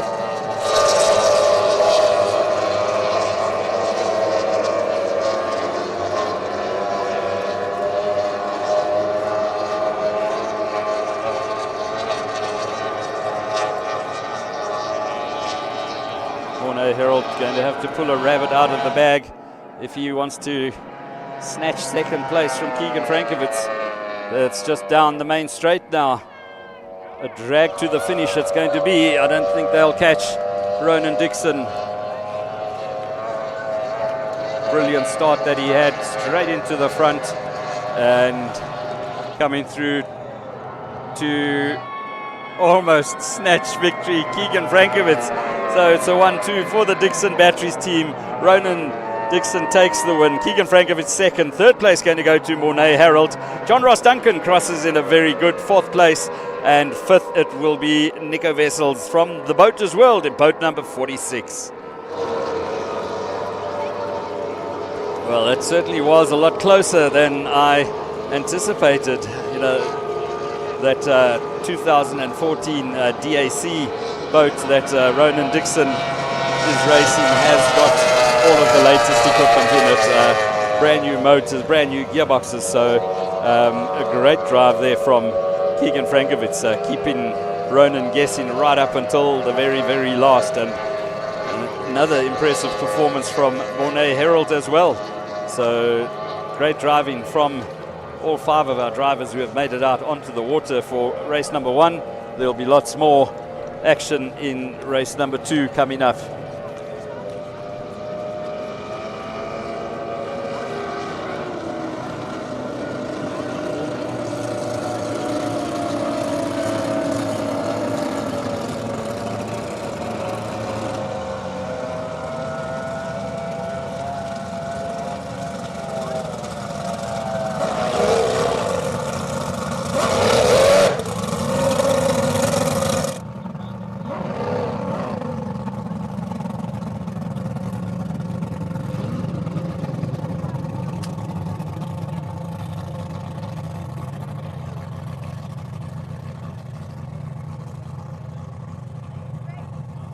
That boat of Ronan Dixon looking so impressive. He just cruises down, waits for his crew to give him the okay to put the boat on the trailer. His crew did incredibly well to change that motor over, put a new engine on the back of it and get him out there in time. He missed the time trial, but as we saw there, it didn't really matter. Starting at the back of the grid and bringing it home in first place. Mornay Harold brings the 111 boat onto the trailer, as does the 46 boat of Nico Wessels get brought onto the trailer. So we just get confirmation of the next class that will be coming out, and then we'll be good to go with the rest of the racing.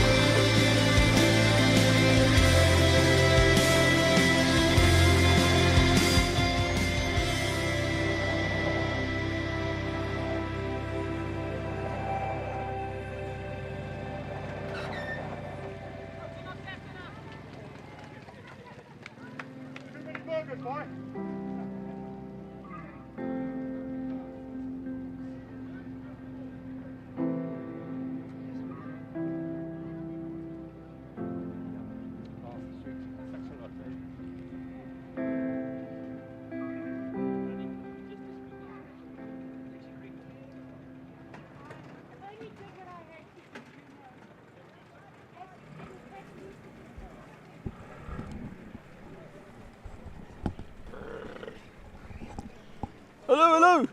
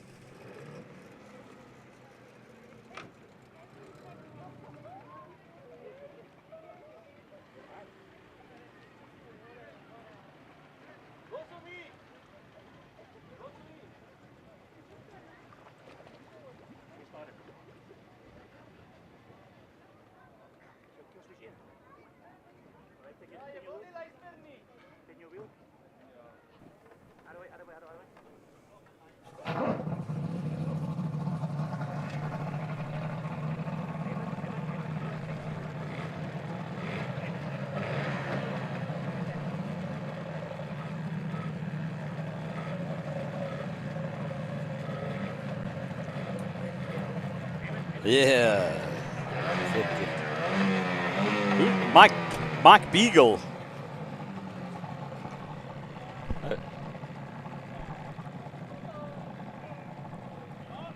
Apologies for that, folks. I didn't realize my microphone was on. Seen that Mike Beagle is watching as well. Fantastic to have him joining us. Petrus Whiteman watching Kobus Viljoen.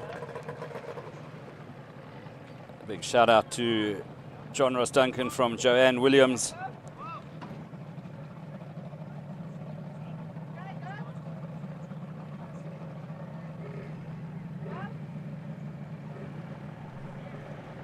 GT15s will be the next class. 3 boats already heading out on the water. James Sansom, Nico Potgieter and Tyler Ponmoon. We saw a great tussle from James Sansom and Tyler Ponmoon earlier in heat number 1. I'm sure we'll see some more of that in race number 2.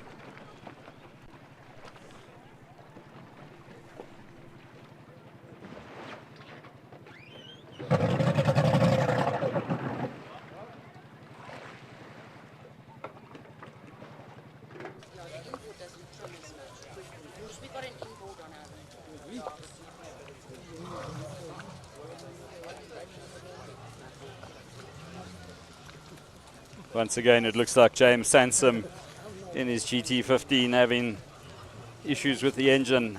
Has he got it running again?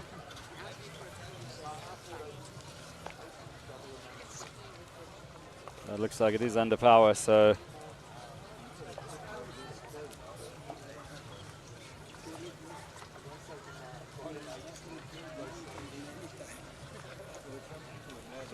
Nico Potgieter already in his position on the start line, as is the 99 boat of Tyler Ponmoon.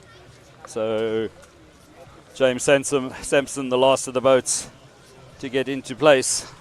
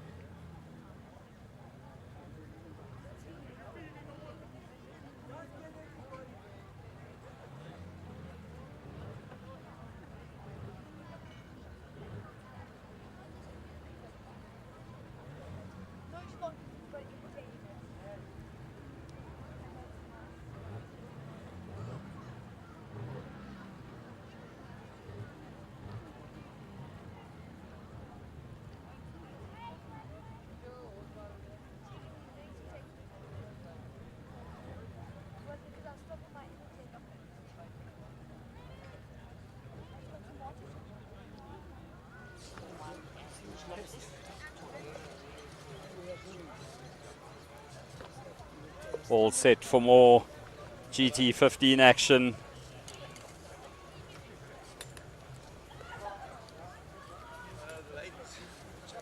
Lee Allen just having overshot the mark there. Just going to turn it around, bring it back again.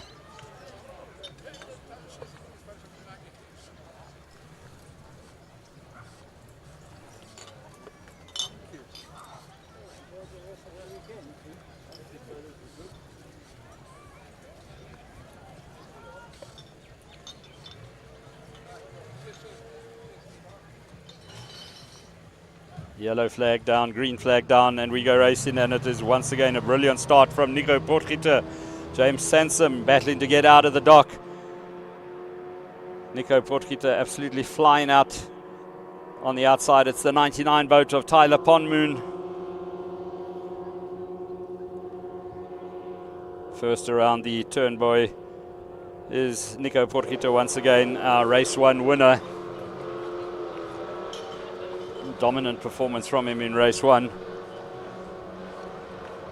Looks like we set for pretty much more of that in race 2.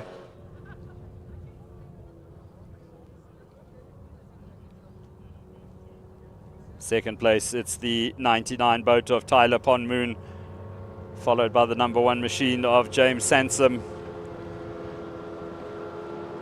Boats come past us now to conclude the first lap of the race.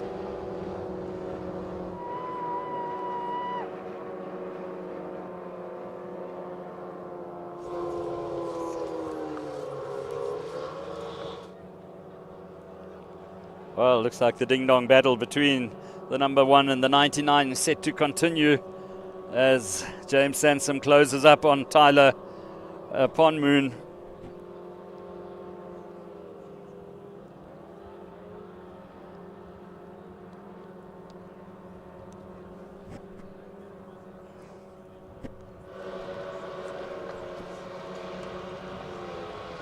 Ponmoon really going to have to box clever if he wants to keep James Sansom behind him, but he's once again running very deep into the turns, not hugging the turnboys as does James Sansom in the number 1 boat.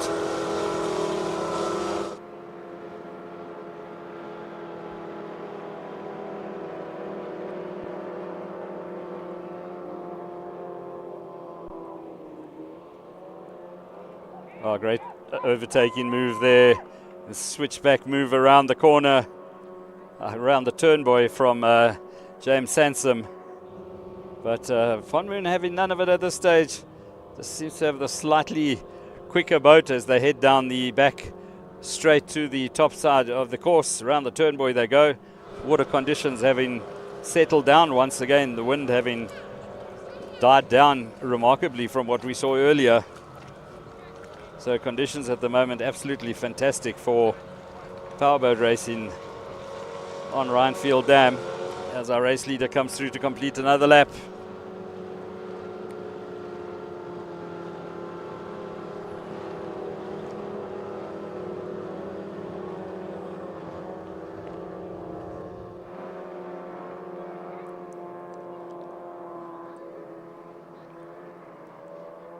Another switchback move there from James Sansom, but deciding this time to go around the outside and not on through on the inside. Nothing between them at this stage.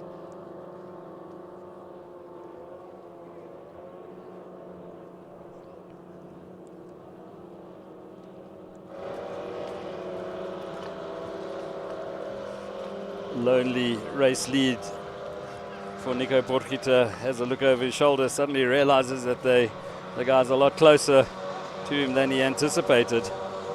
James Sansom absolutely flying at the moment. He seems to have found a little bit extra, and hunting down our race leader is James Sansom in the number 1 boat.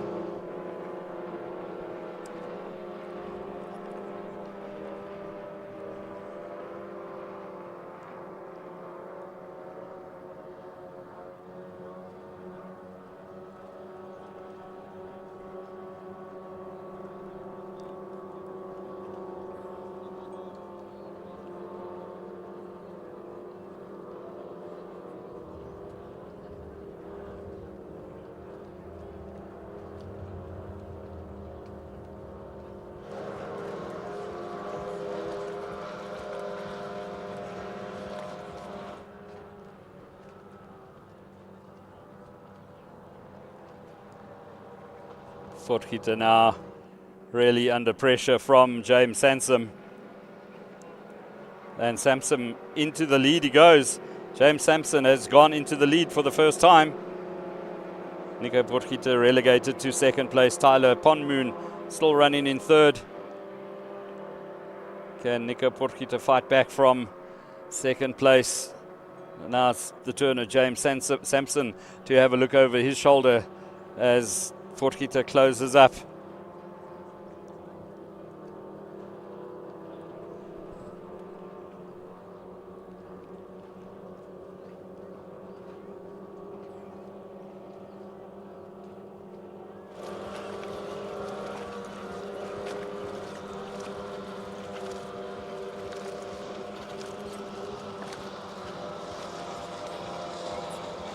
Side by side they come. We start running out of laps once again, and back into the lead goes Nico Potgieter.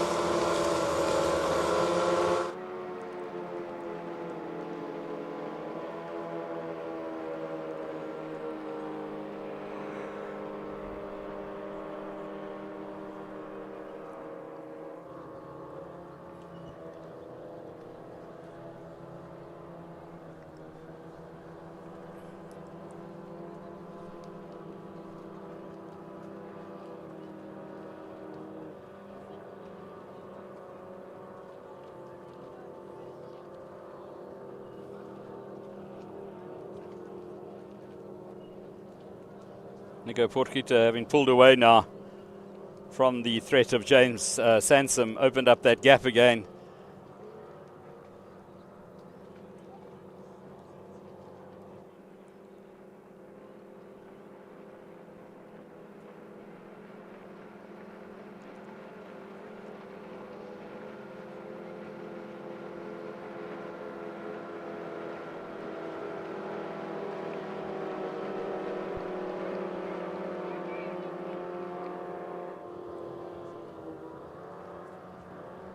Once again, another switch move there around the turnbuoy from James Sansom. Going to pull up alongside the 99 boat of Tyler Ponmoon.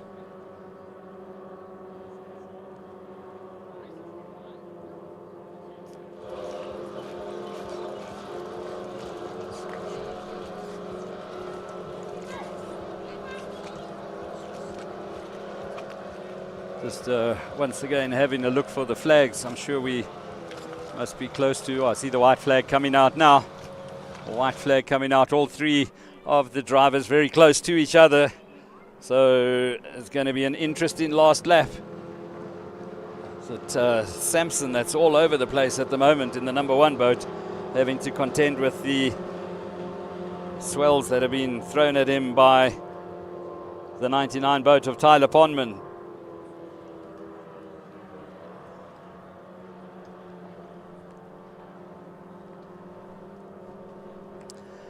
Down the back straight for the last time go the 99, the number one and the number two boats.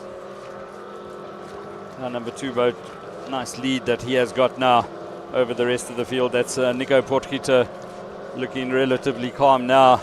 He knows he's got it in the bag. He's just got to bring it across the line. You'll see that big checkered flag start waving now. But the battle for second and third, I don't think is over yet. Lines changing as they come charging down. Who's it going to be? It looks like the 99. So our race winner is Nico Potgieter. Second place going to go to boat number 99, Tyler Ponmoon. And then third going to the number one boat of James Sansom. So yet another entertaining episode of GT15 racing. Great to see these youngsters going out there, going out and having so much fun.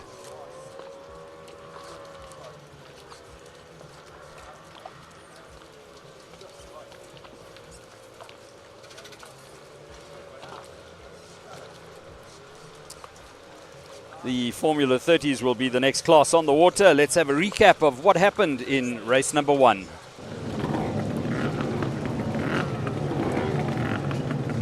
It's the 88 boat, yeah, it's the 88 boat of Dwayne Buerter, the last of the boats to get into position. Red flag still up. We'll be going under starters orders shortly.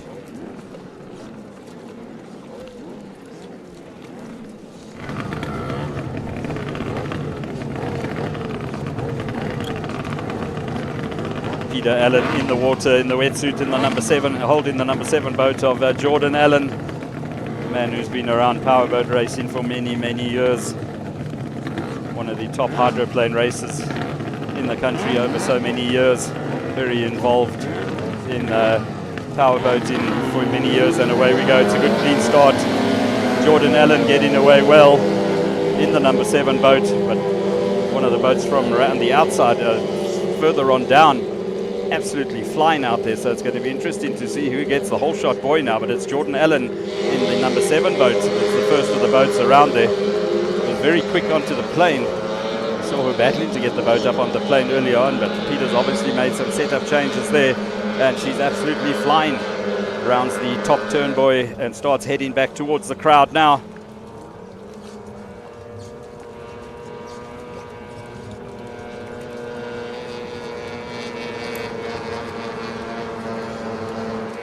The number 1 boat of Omari Machuna that is in second place, chasing down Jordan Allen.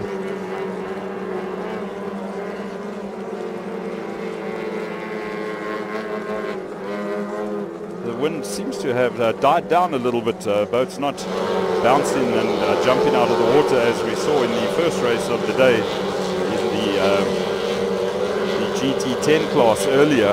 Boats bouncing around. Titanic little battle happening further on down the field.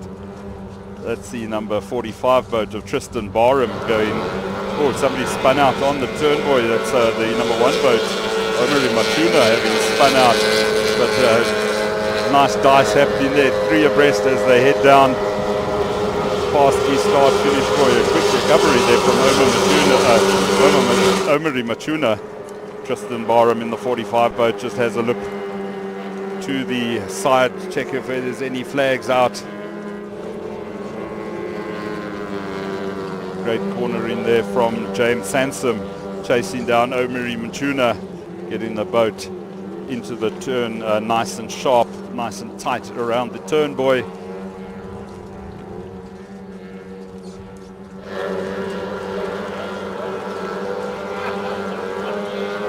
Our race leader relatively unfazed out in front there. That's Jordan Allen that leads. Nice lead that she has opened up.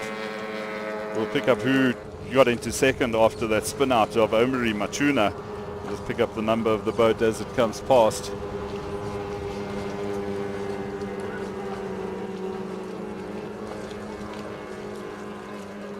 But water conditions definitely having settled for this Formula 30 heat.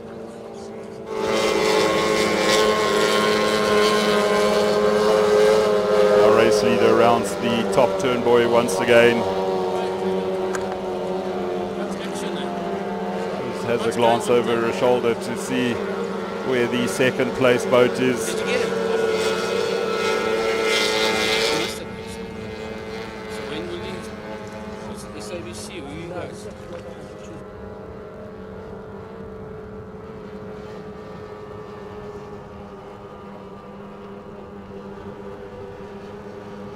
I have it right, in second place it's the 45 boat of Tristan Barham that is going well. Still trying to catch our race leader though. Big gap that the number 7 boat of Jordan Allen has opened up. Recovery drive from Machuna after that spin out. Machuna down in third place, or is it fourth place? So let's have a look now. No, it's third place. There comes our leader, the number 7 of Jordan Allen going through, followed by the 45 of Tristan Barham.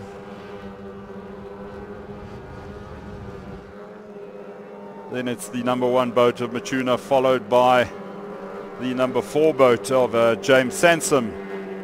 Number 4 running in 4th position. In 5th at this stage, it's the 99 boat of Caroline Duncan.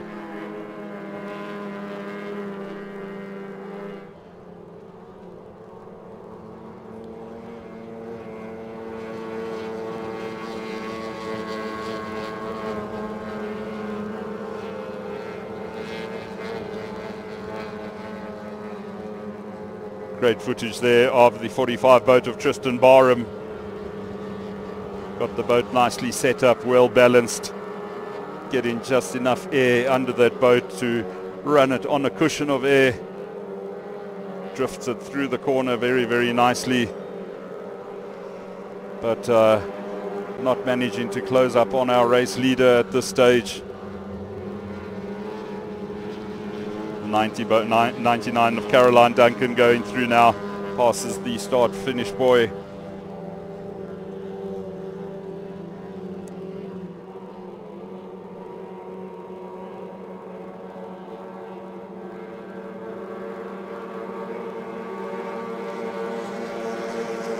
Starting to mix it up with some of the back markers now is Jordan Allen.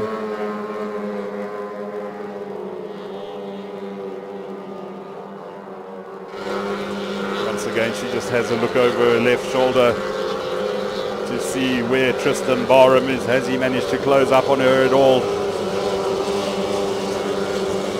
If I have a look at the gap between them on the back straight, it looks like it is remaining relatively constant. Caroline Duncan, she's had a good race so far. Followed by Dwayne Buerter in the 88 boat. Back with our race leader, white flag going out now. Onto the last lap of the race we go. It's been an easy race so far from Jordan Allen, as we saw in the GT10 boat. From the moment the flags dropped, she got out in front and has blasted out into the lead.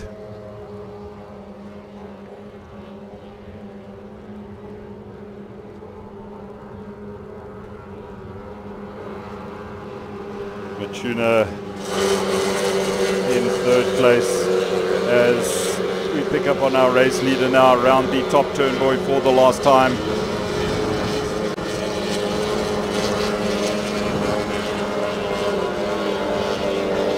It's been a great ride from Jordan Allen in the number 7. Acknowledges the checkered flag as she goes through. A well-deserved win for the young lady. Second place is going to go to the 45 boat of Tristan Barham. We saw it going through there now. Just looking to see who is going to get third place. Will it be Matuna? It's not going to be Matuna. It is going to be the 22 boat. It looks like a Gemma Allen, but I think she's possibly a lap down. It is going to be the number 1 boat of Matuna that comes through. Omari Matuna coming through, followed by the number 4 boat of James Sansom.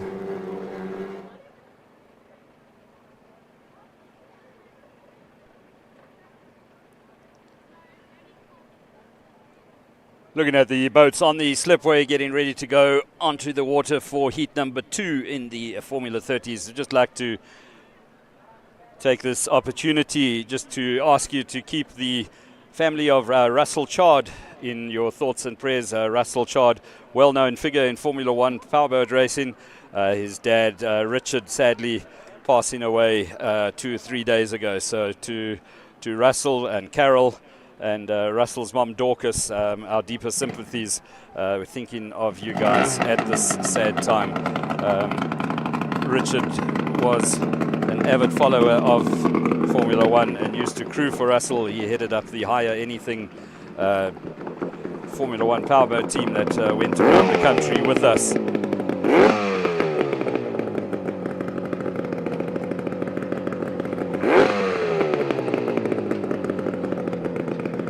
The 99 boat on the water already. That's Caroline Duncan.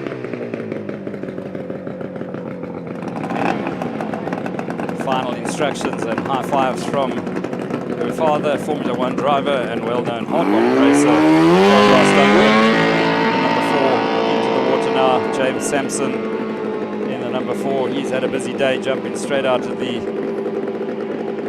GT15s into the Formula 30s now. Boat number 88, Dwayne Buerter. The 45 boat in the background. He had a good opening race, second overall for Tristan Barham in race number 1. Then our race winner Jordan Allen going into the water now on the number 7 boat. Let's see if they've managed to sort out her twin sister Gemma's engine problems. Her motor wasn't revving as it should. She's in the 22 boat, which I'm sure we'll see go out onto the water shortly. Going on now, Jordan Allen, into the water she goes. Nice close-up shots there of James Sansom in the number 4 boat.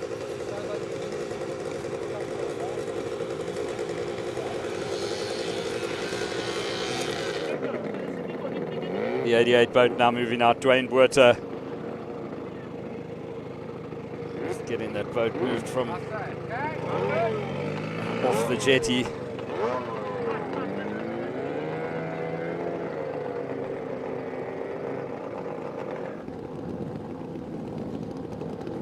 The boats will start lining up on the grid now. I'm sure it will be Jordan Allen that will enjoy the benefit of pole position in the number 7 machine. She heads up into her place now.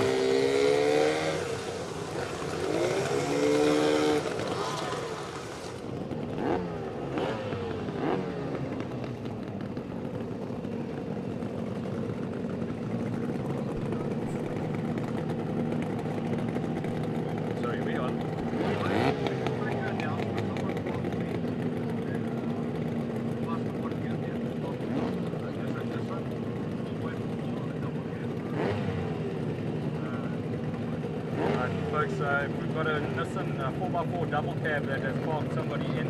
What is the number, sir?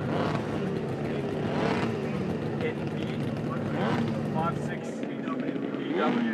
If you would please move your buggy, you have parked somebody in. So please, if you can move that buggy immediately, you have parked somebody.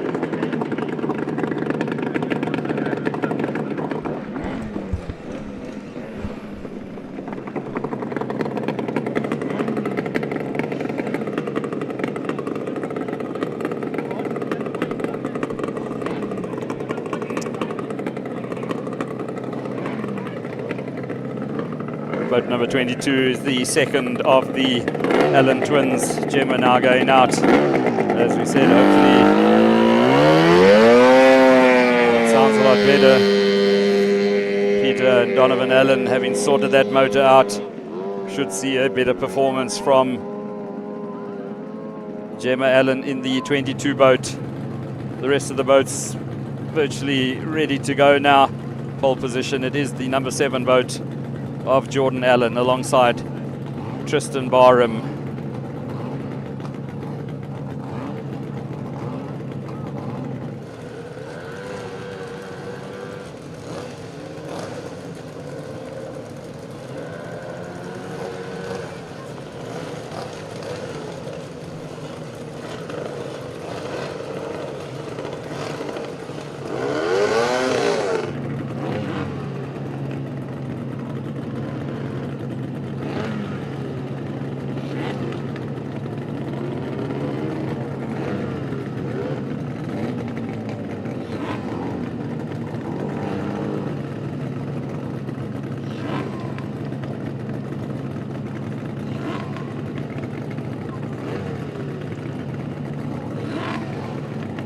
Right, Gemma Allen moving into her place now.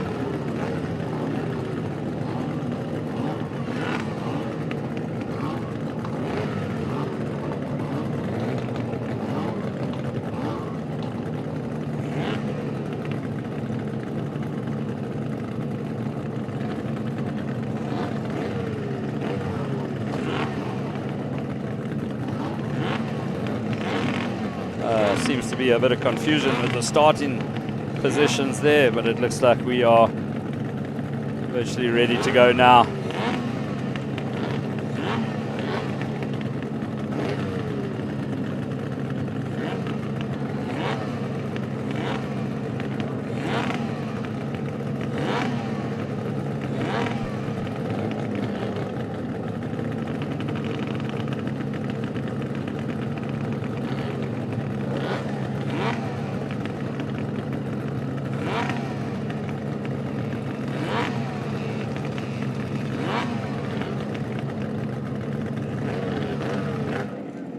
Ah, there, that's what the hold-up was. Waiting for the number 1 boat of Omari Mchunu.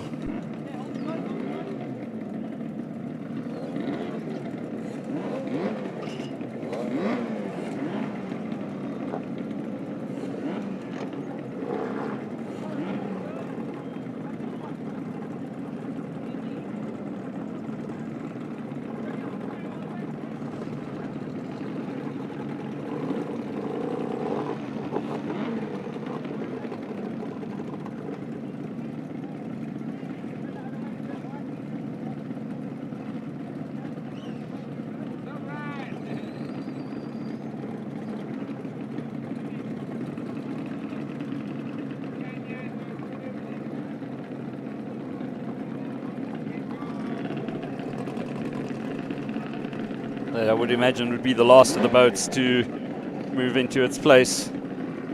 On the outside, the 88 boat of Dwayne Buerta.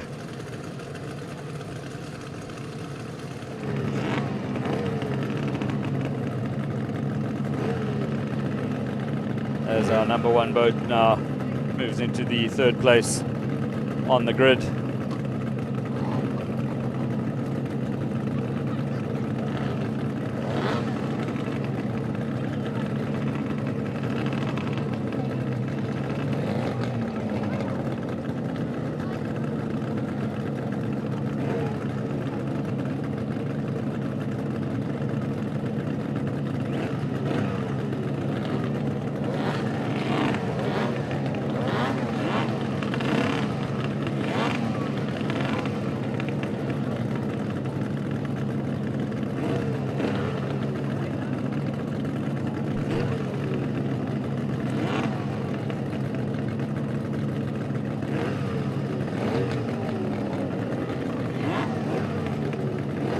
It looks like all of our competitors are in their places now. About to go under starters orders. Thumbs up from all of the crews, thumbs up from the drivers. Once again, Lee Allen with the flags.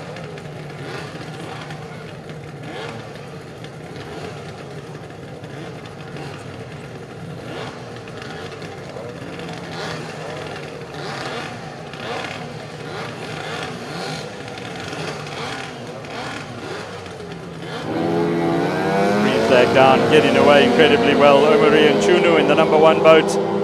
Jordan Allen's going to have her work cut out for her as they head up to the top turnbuoy. Boat number 4, James Sampson. Another great start there from him as well. But neck and neck as they turn around the top turnbuoy, the first turnbuoy. And that race leader is Omari Mchunu in the number 1 boat. Gets it settled, attacks the turnbuoys nice and hard. James Sansom carrying lots of speed through there as well. Let's have a look where the 22 boat is of Gemma Allen. She was running back at pace in the warm-up lap.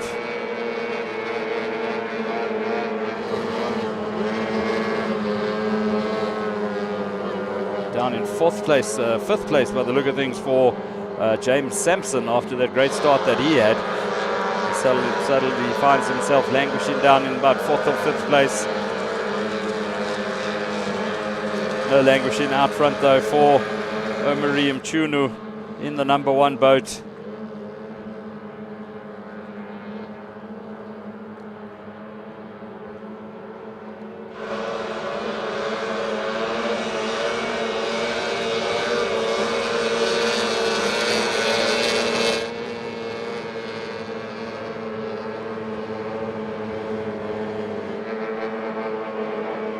Nice little tussle happening further on down the field there. James Sampson in the number 4 boat. Very involved in that one.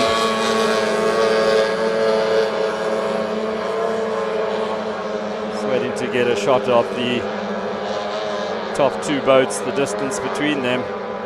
Jordan Allen not in shot there, so nice, a sizable lead that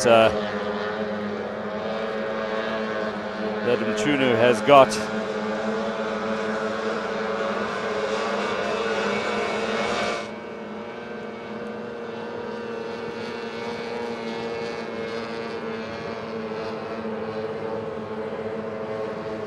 Dwayne Werter getting overtaken there by Tristan Barham. Barham making up a place now.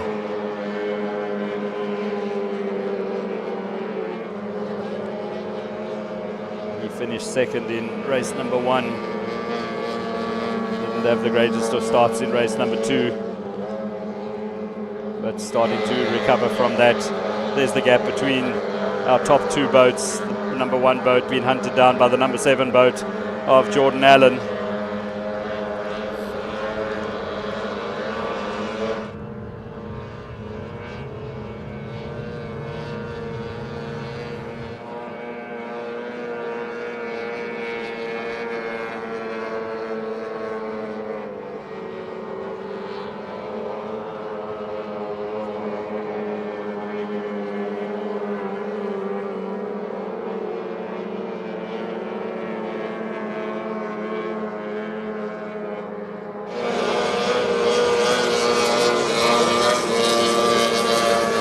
Back with our race leader, and then we cross over to Gemma Allen in the 22 boat. She must be running in about 6th place at this stage.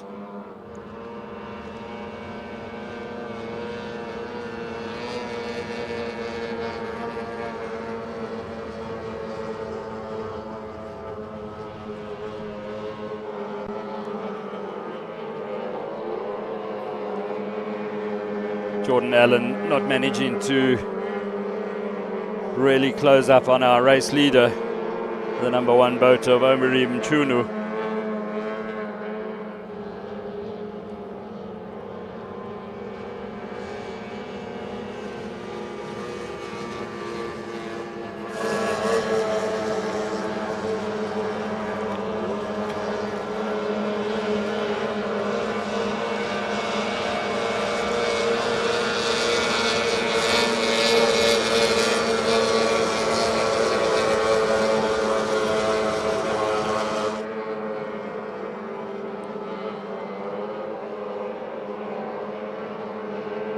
Our 3rd place man, Tristan Barham, negotiating the bottom turn buoy now.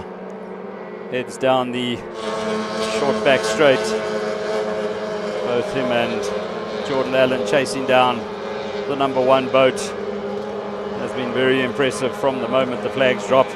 Great start from Omari Mchunu.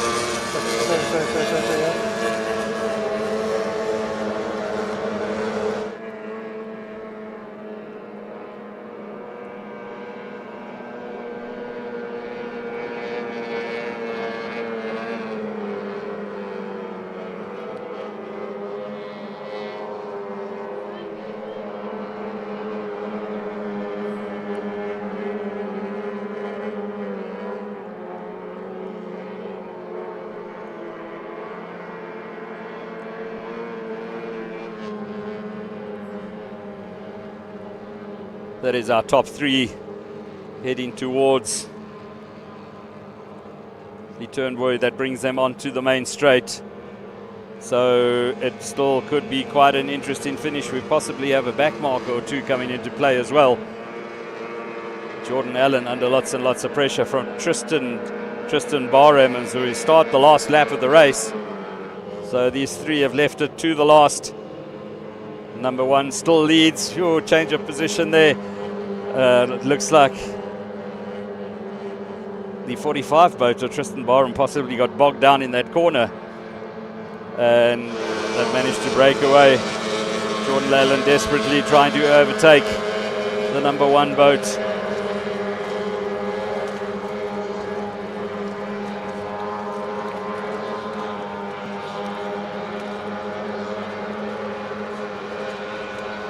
Onto the main straight now, coming through to take the checkered flag. It is Omari Mchunu that wins it. 2nd place is going to go to the number 7 boat of Jordan Allen, and in 3rd Tristan Barham in the 45 boat.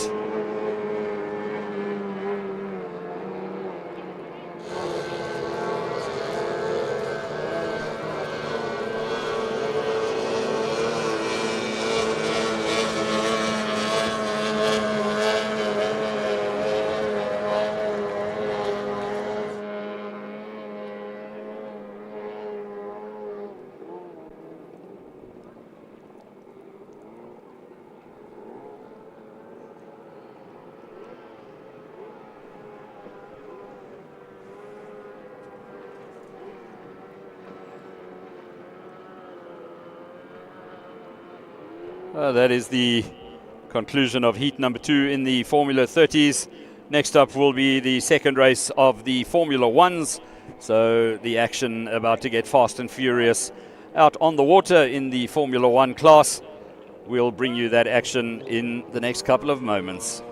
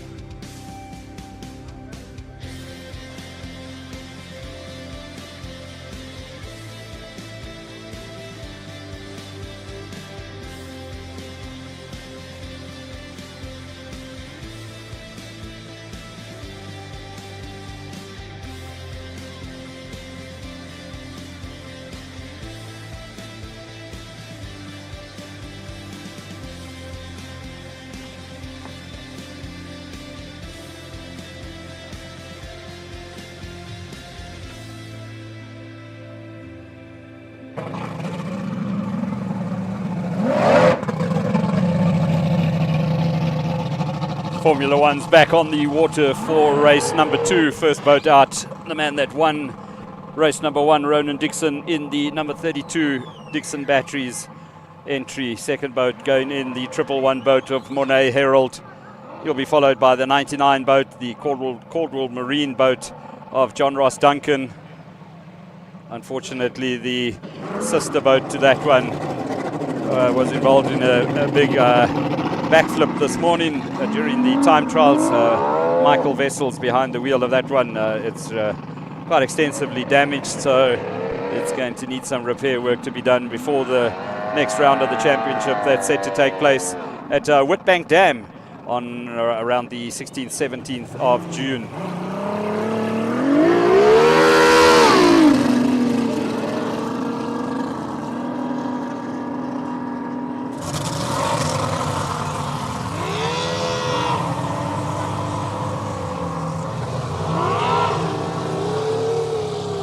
Fantastic shots of an absolutely beautiful boat. The brand new DAC that Ronan Dixon is racing here today.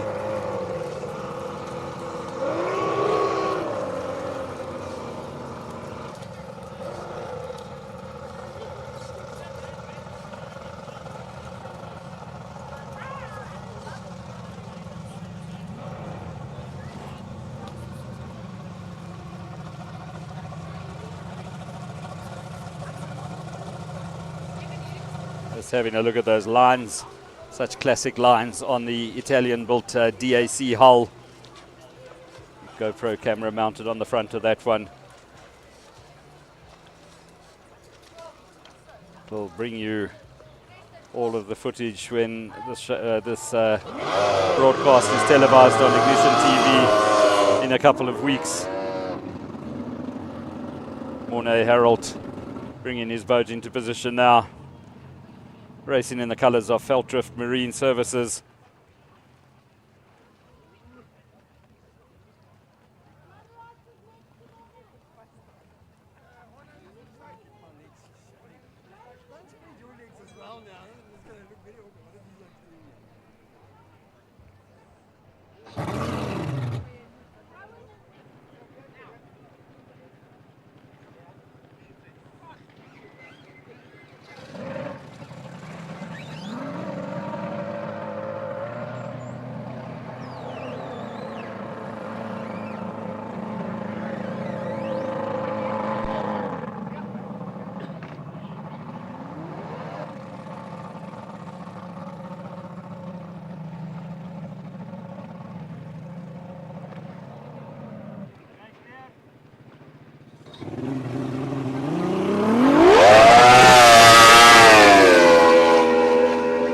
Sounding engine there of Keegan Frankovich's boat, the number 58 boat, the second of the Dixon Premium Battery entries.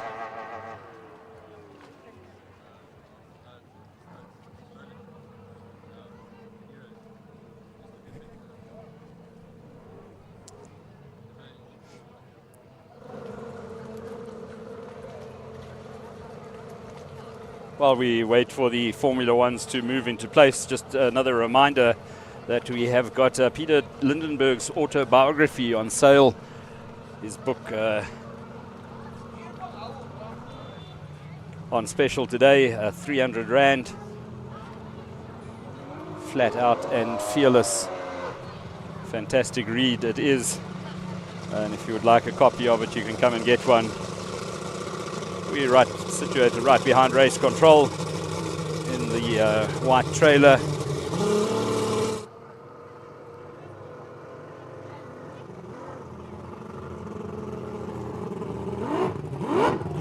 Still waiting for the 46 boat of Nico Vessels to move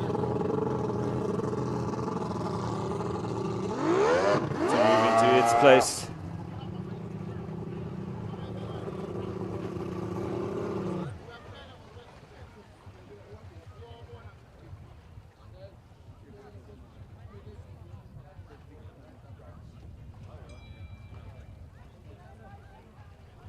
I've got reports coming through that Nico Wessels is still in the pits with his engine cover off, so seems to be problems there for the 46 boat. Remains to be seen if he's going to be out on the water for race number 2. I took a walk a couple of moments ago. Fantastic to catch up with another man that used to race Formula 1 powerboats, Paul Reeby. Paul here with his wife enjoying the action. Also saw Patrick Lees a little bit earlier, and then Fred Repsold, Bruce Repsold. Saw Fred in shot a couple of moments ago when the boats were lined up on the slipway. Once again, busy among the boats is Fred Repsold.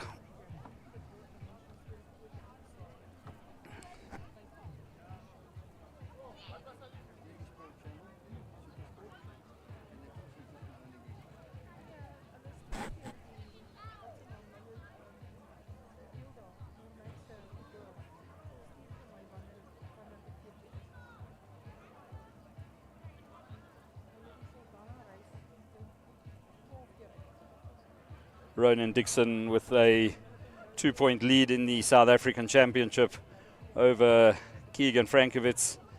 Nothing in it at the top end of the field. Mornay Harold line in third.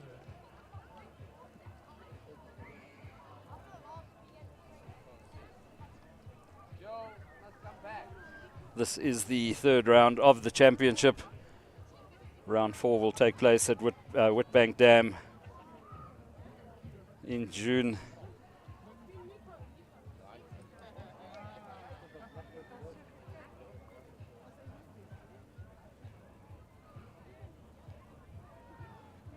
Not too sure what the holdup is with. Okay, confirmation that Nico Wessels will be joining the action. Engine cowling just having just gone on, so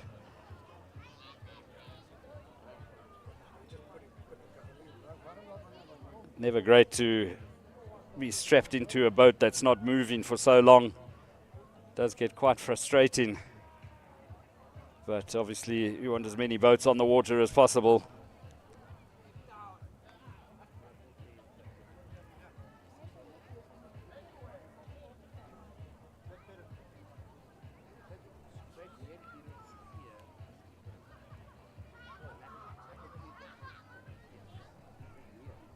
Just looking behind, we are seeing Nico Wessels' boat now being moved down to the slipway, so shouldn't be too long and we'll see him in view.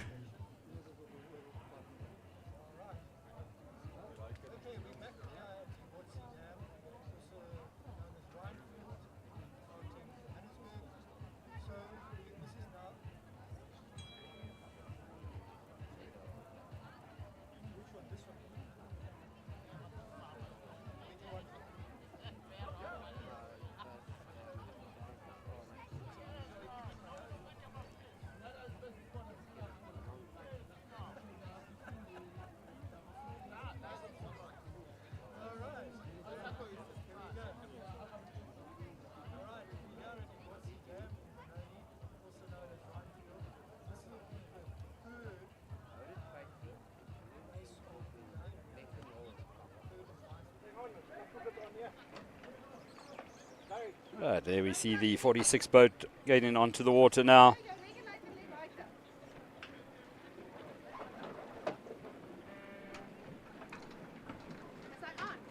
Water conditions have improved substantially. Once again, the wind having dropped away, you can see the water becoming quite glassy now. So this should be a high-powered, high-speed race number 2 for the Formula 1s.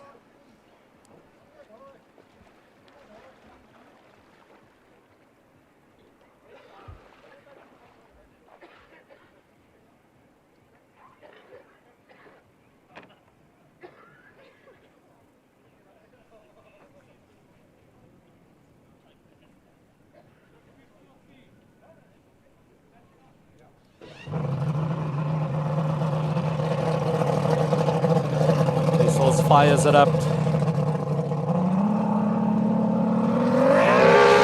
his way to the start dock now.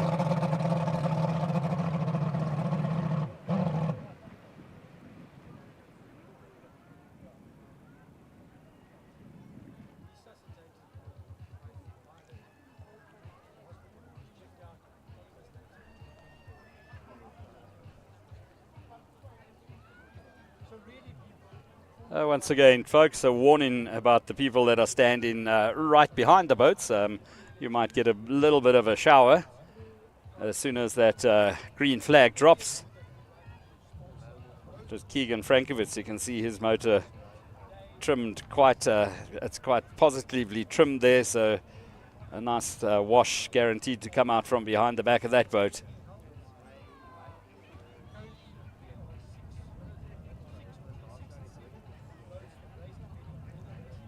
As Nico Vessel's boat gets pushed into its place on the dock.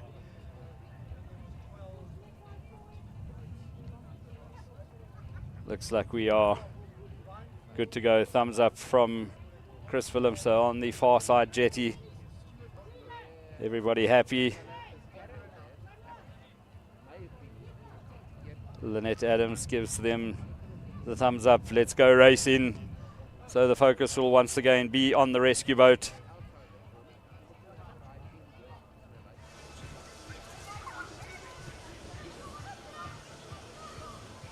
Carl Frankovitz with the flags once again.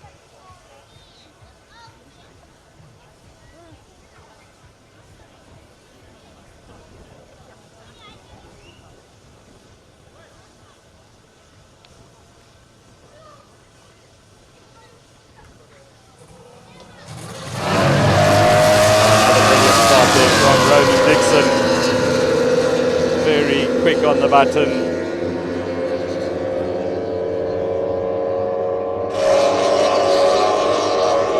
Side by side for Keegan Frankovitz, Mornay Herald pulling ahead there. Keegan Frankovitz has run into problems. Frankovitz has he come to a stop? Just suddenly his boat went off the plane and it looked like he had come to a stop. Ronan Dixon flying away straight away. Absolutely beautiful shot as he comes down towards the crowds on the embankments. Mornay Herald in second. Did Keegan get going again? We'll see now.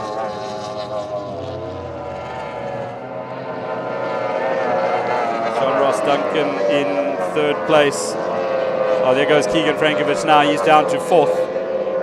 So possibly bumped his kill switch maybe. Something that he could fix quickly and get going again. But what it has done, it's allowed Ronan Dixon to really break away out in front. Mornay Herald in second place.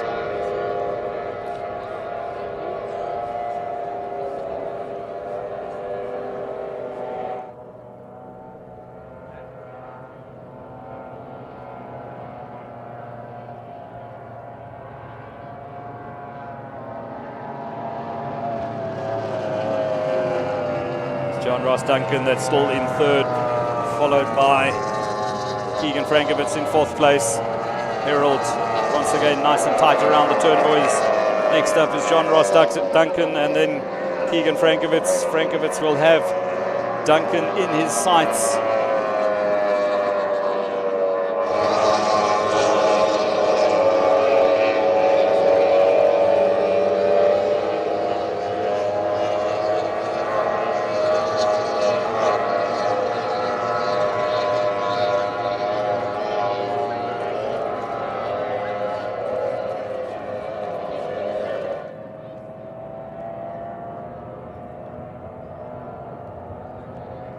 There's the battle for third and fourth starting to unfold. John Ross Duncan under lots of pressure from Keegan Frankovitz on the inside. Is Frankovitz going to make the move? Yes, he does indeed. Dives through on the inside and is suddenly very close to Mornay Herald as well. So having got past John Ross Duncan, Mornay Herald will be the next man that is in line, that Keegan Frankovitz will be lining up in his sights on his comeback drive from that fault that happened on before they got to the top turn, boy. The 46 boat, Nico Vessels goes around there, still rock solid.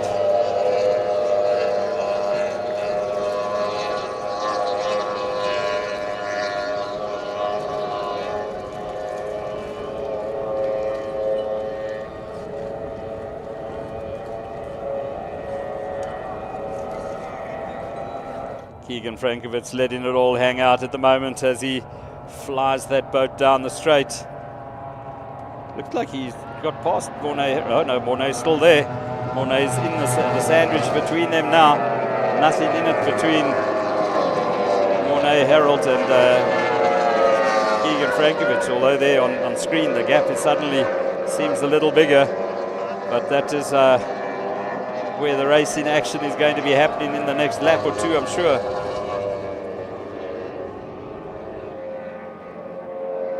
Nico Wessels once again nice and tight around the bottom turn buoy as he heads up to the top side of the circuit, and that's exactly where Ronan Dixon finds himself already.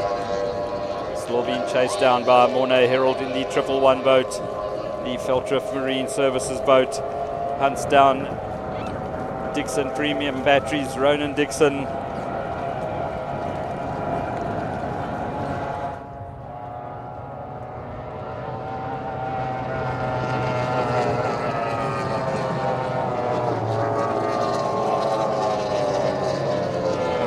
The gap between Mornay Herald and Keegan Frankovitz remaining constant on that lap.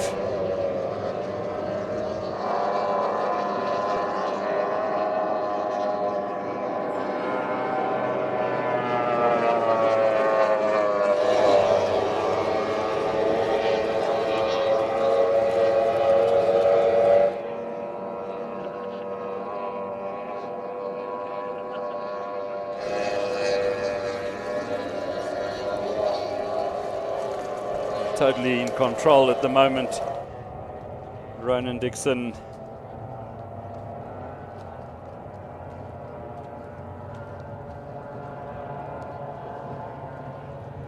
Mornay Herald having a look on the outside.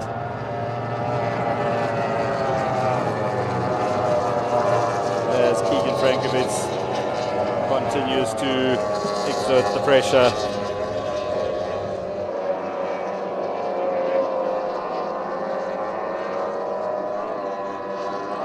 Looking out on the water, I think Keegan Frankovitz has actually got past Mornay Herald. Don't know where it happened. It was out of our shot, but just watching them having gone through on that last lap, suddenly Keegan Frankovitz was ahead of Mornay Herald and attacking the corners very aggressively once again. Has he got enough in that boat to catch up to the very, very quick Ronan Dixon, who's out in front?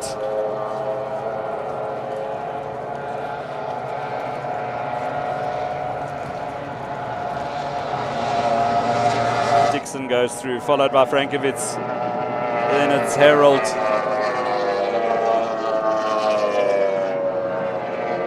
Behind Herald, it is John Ross Duncan in the 99 boat, followed by Nico Wessels in boat number 46.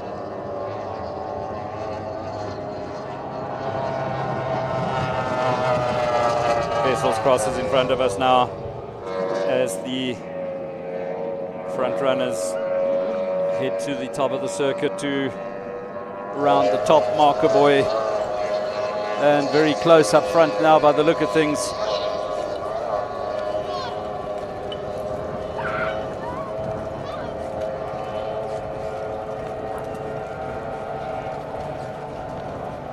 It's Dixon Batteries 1 and 2. Ronan on the right hand side of our screens. Keegan on the left hand side in the 58 boat. Another snap turn from Keegan Frankovitz. He really has been impressive on the corners. Attacks them really aggressively. Not scared to give it his all as he goes through the corner. Massive amounts of G's. 4.5 G's as he goes through that corner.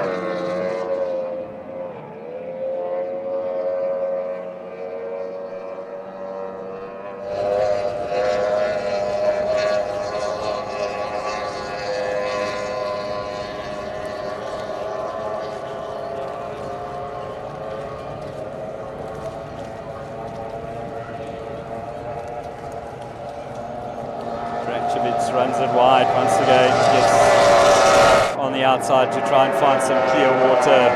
Let's see if he can maybe dive through on the inside this time. Not going to happen. Monet Harold goes around the bottom turn, boy still in third. Then it's John Ross Duncan behind him in fourth place in the 99 boat.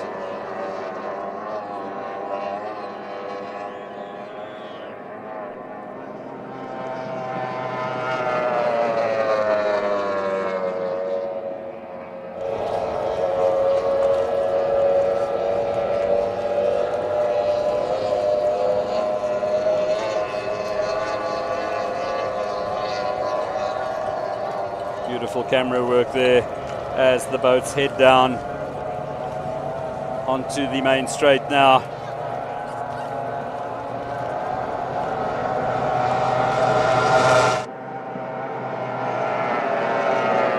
Wouldn't be surprised if you see Keegan Frankovich hugging that turn boy and slipping through on the inside of Ronan Dixon. He just needs to get a little bit closer and carry a little more speed through into the corners.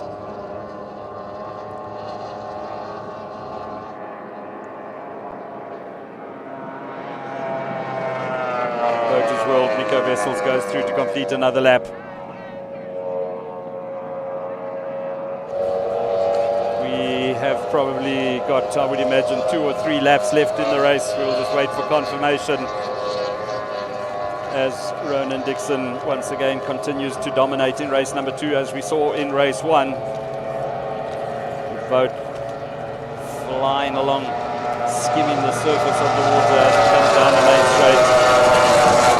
The gap suddenly having got bigger, and Keegan Frankovich getting that nose very, very high up in the air there. Oh, that was checkered flag. Well, we apologize about that. So it was actually maybe a little victory. Not a victory, but finished my race wheelie there from Keegan Frankovich as he crossed the line. So another dominant win there for Ronan Dixon. Keegan Frankovich gets second. Third place goes to Monet Harold. He'll be followed home by John Ross Duncan, and then Nico Vessels, the last of the finishers.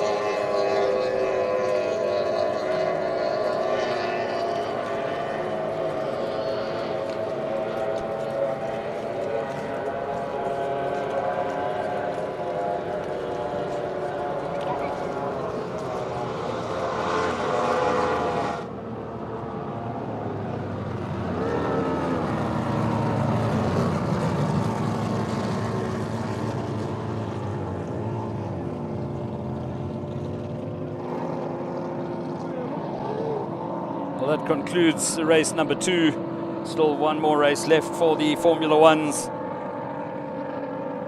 Shadows are starting to get a little bit longer here at Rynfield Dam. We'll just go and seek confirmation as to what class is coming up next, and then we'll bring you more of the action from Rynfield Dam.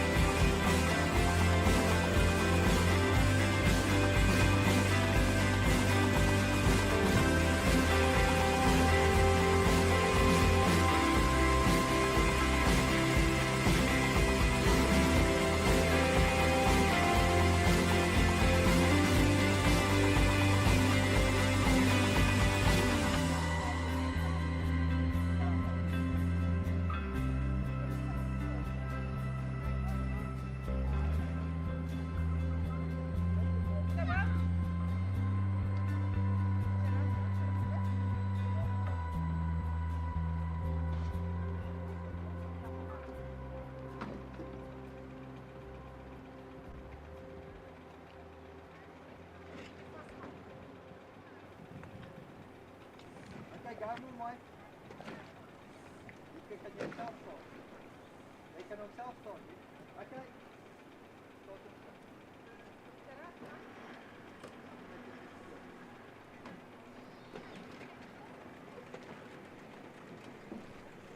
Going out onto the water now, the GT15s, their third and final heat. The 3 boats out on the water. Once again, James Sansom in the number 1 boat. Nico Portkita, boat number 2, and the 99 boat of Tyler Ponmoon, the 3 GT15s that are set to do battle in heat number 3. Okay, Nico.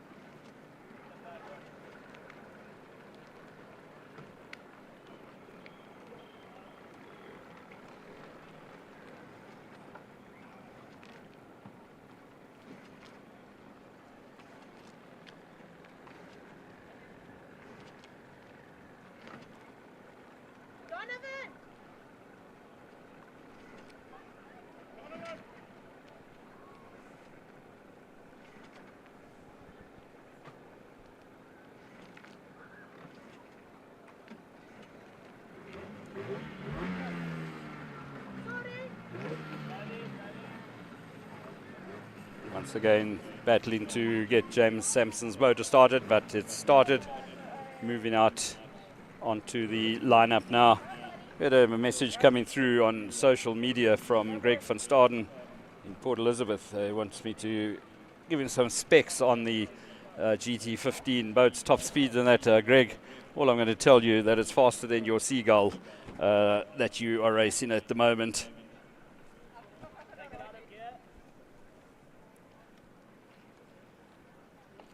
Seagull, or boats with Seagull engines, has become a massive sport down in the Eastern Cape. Regattas, fun regattas being organized, doing great work raising funds for various charities, and lots of the old Seagull engines starting to appear on the scene, and asking prices for them. They become quite sought after. So the guys that are racing the Seagull engines certainly having lots and lots of fun with them.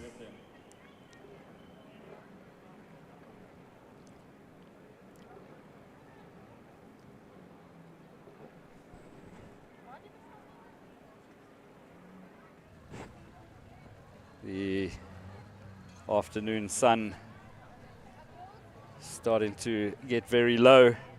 You'll notice the pictures have got a lot darker.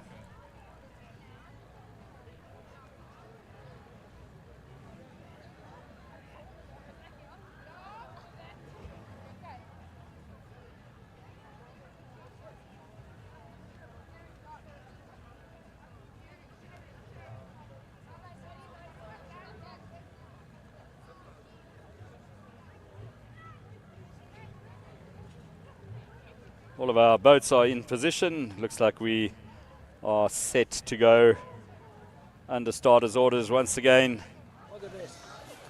Third and final heat of the GT15s.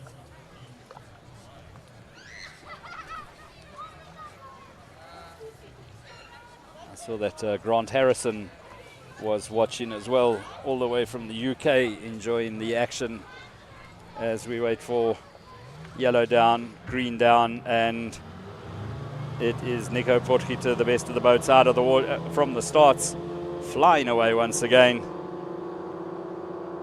Second place, Tyler Ponmoon, and on the outside, James Sansom in the number 1 boat. But another crackerjack start there from Nico Potgieter. He's been unstoppable so far today. 2 out of 2 heat wins. Just flicks that boat around the corner. Moving up into second place, it is James Sansom, and their cat and mouse game continues. Him and Tyler Ponmoon have had a fantastic ding-dong battle so far in races 1 and 2, and looks like it will carry on in race 3 as well.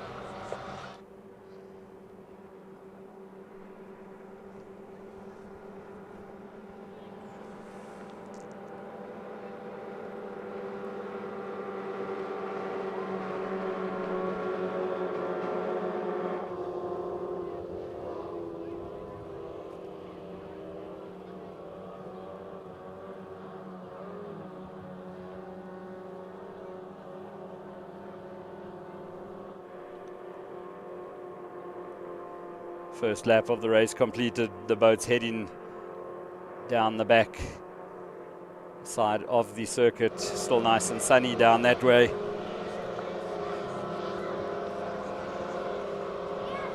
The sun starts to set behind us. Shadows get even longer than they were earlier.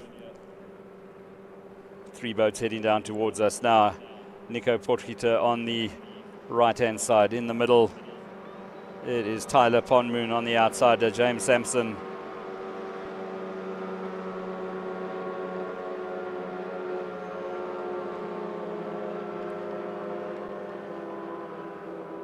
Boat's really nifty around the corners. Just watching that cornering move there of Nico Potgieter.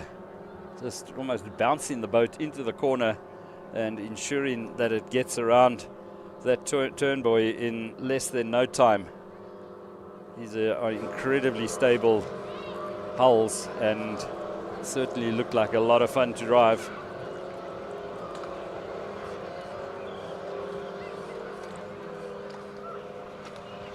Potgieter just glancing over his left shoulder once again. Looks to see where the rest of the guys are.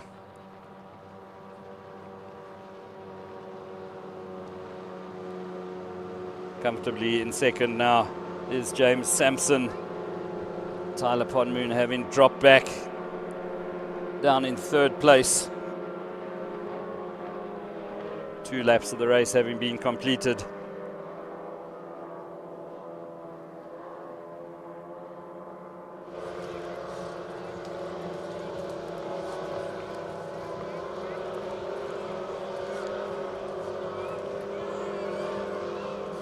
Once again, throwing the boat into the corner is Nico Potgieter.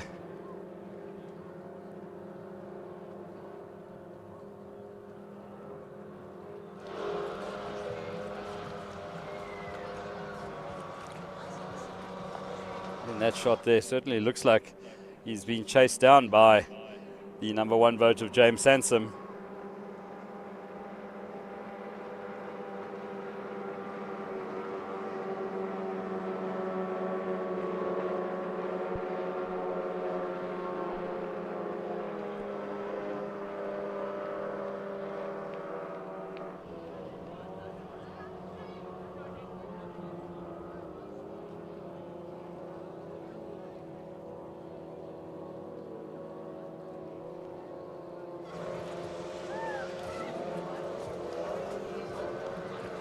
Potgieter once again glancing over his shoulder.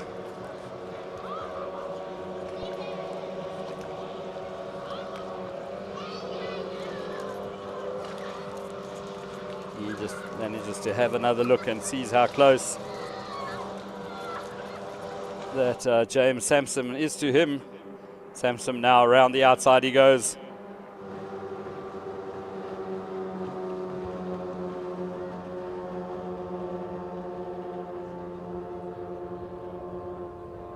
Sampson having gone a lot deeper into the corner.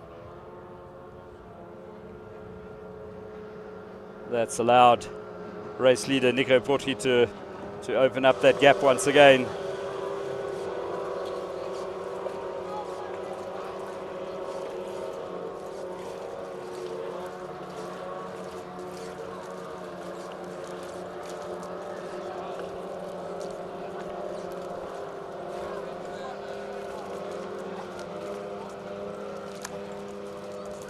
See a fish jumping up behind Nico Potgieter's boat as he negotiated that turn buoy.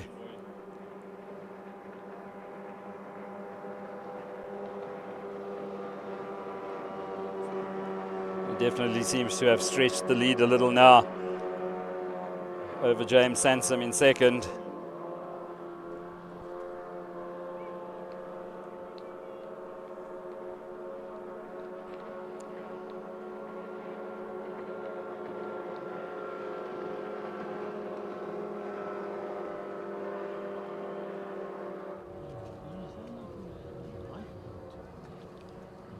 Moon down in third place, negotiating one of the turn buoys.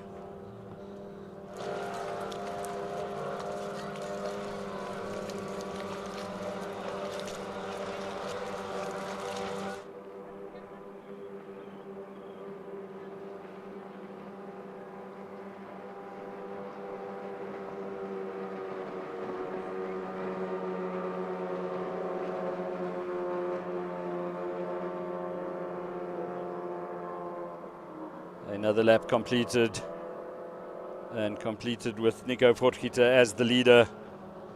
Second place still James Sansom, and in third it is Tyler Ponmoon. Ponmoon crossing the line now.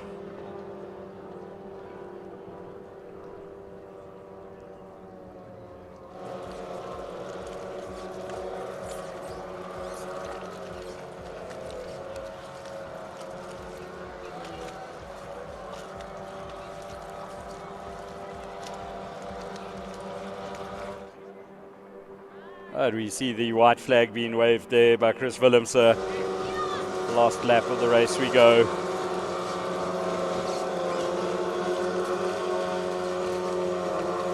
And it is the dominant Nico Potgieter that has hardly put a foot wrong here today. On his way to 3 out of 3 race wins in the GT15 class.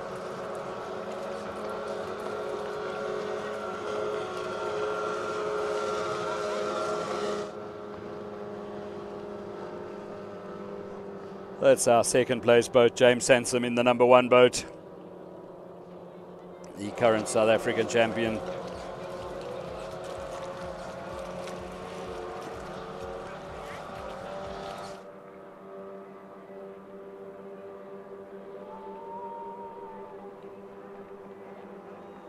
But rounding off a fantastic performance for boat number 2. Nico Potgieter comes to take Heat 3 and all 3 heats of the day in the GT15 class. Second place goes to boat number 1, James Sansom.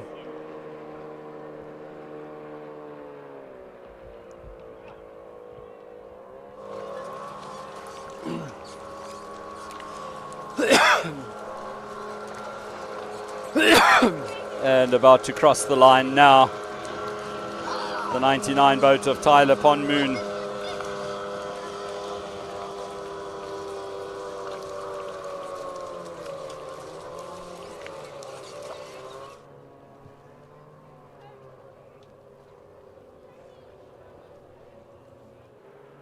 Well, that concludes all of the action for the GT15s here at Rynfield Dam today. Next class that should be heading out onto the water should be Heat 3 of the Formula 30 class.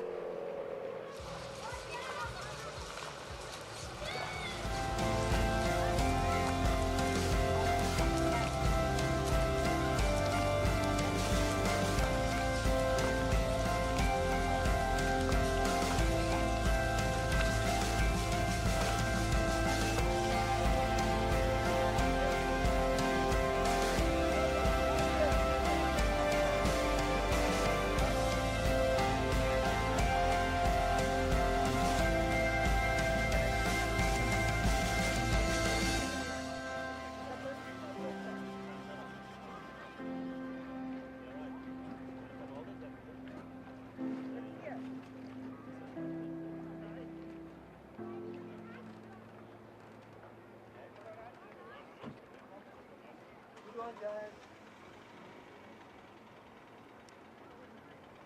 Yeah, look at me right today.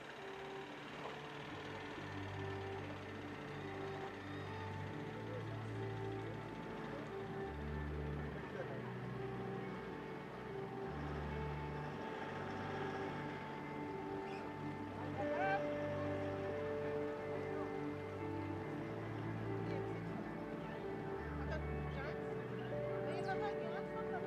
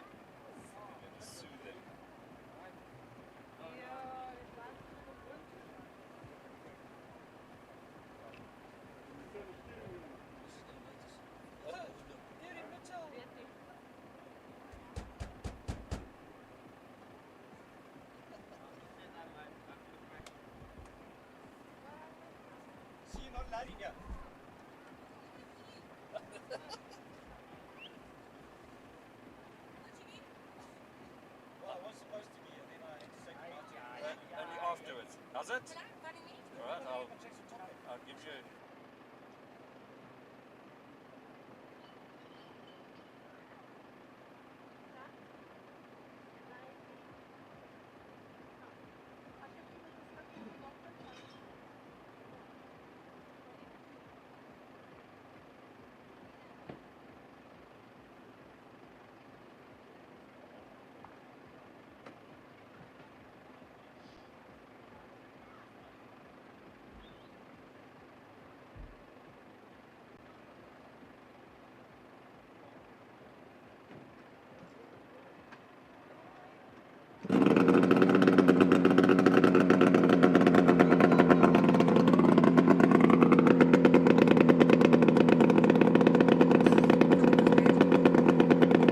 Yeah.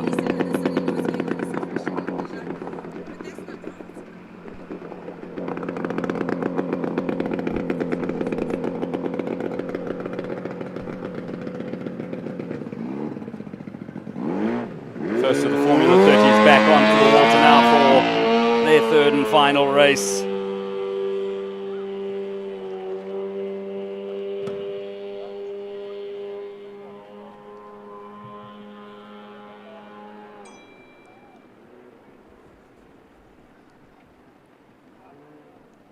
James Sansom in the number 4 boat, the next of the boats to go onto the water.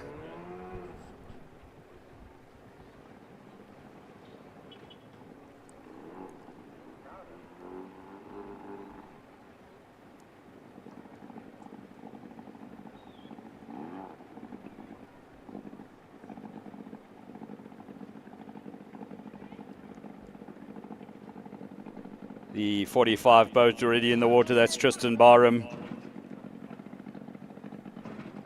99 out there as well, Caroline Duncan on the water already.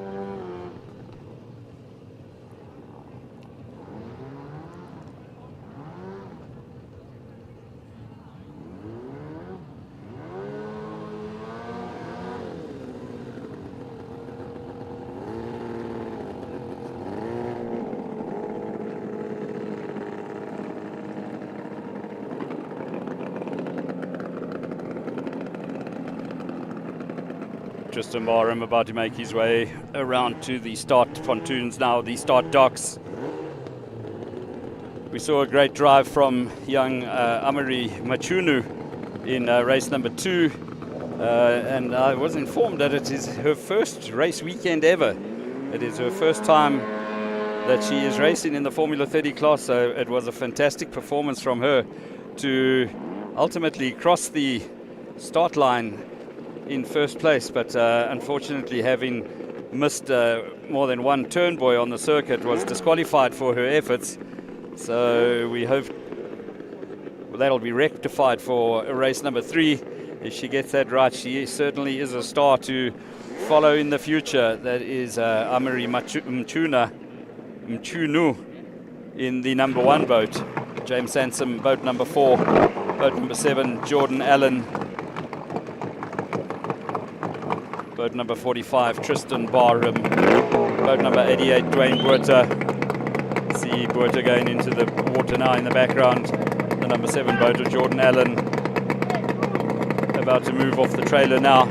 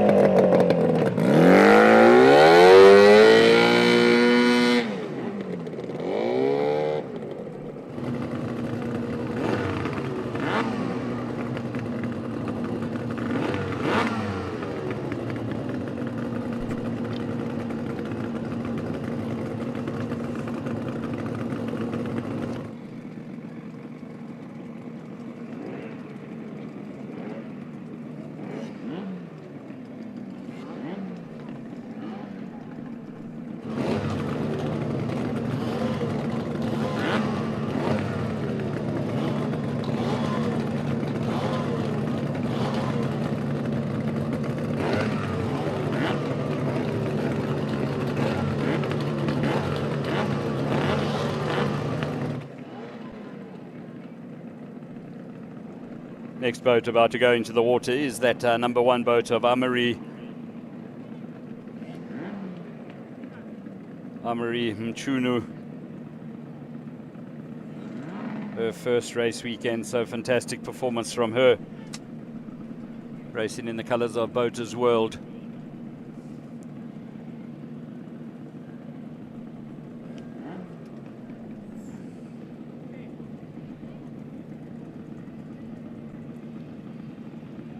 Alongside her, the 22 boat of Gemma Allen.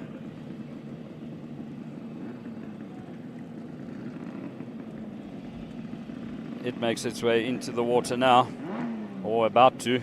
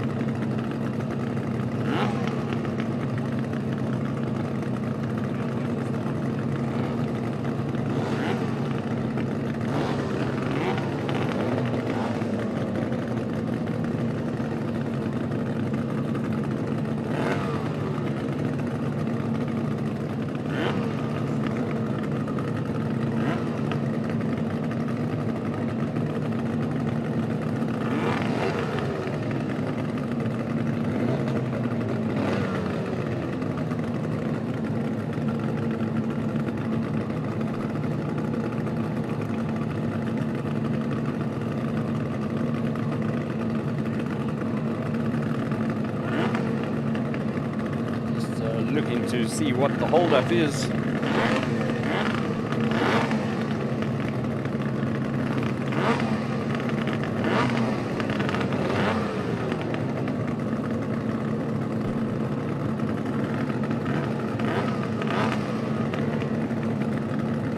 Guys are getting confirmation now. We're still waiting for the number 1 boat. We did see it. It was about to go onto the water, then it suddenly disappeared, and now making its way back onto the water now. That's Amari Mchunu in the number 1 boat, racing in the colours of Boaters World, as we mentioned earlier.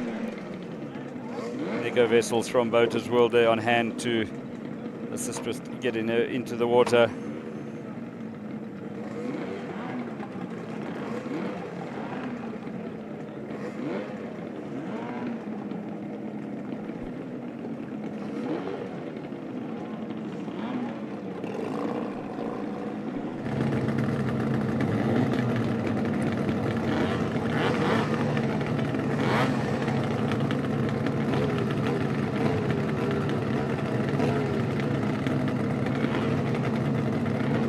Looks like Amari will be starting at the back of the grid after that disqualification for missing a turn buoy.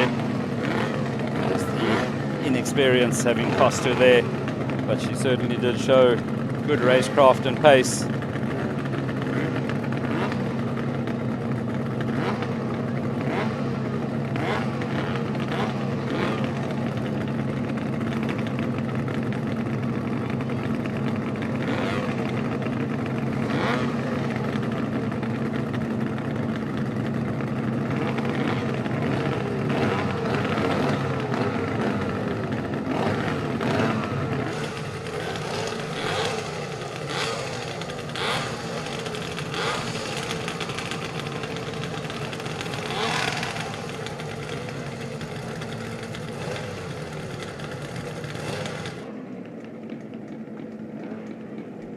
We have got the all clear from the OD.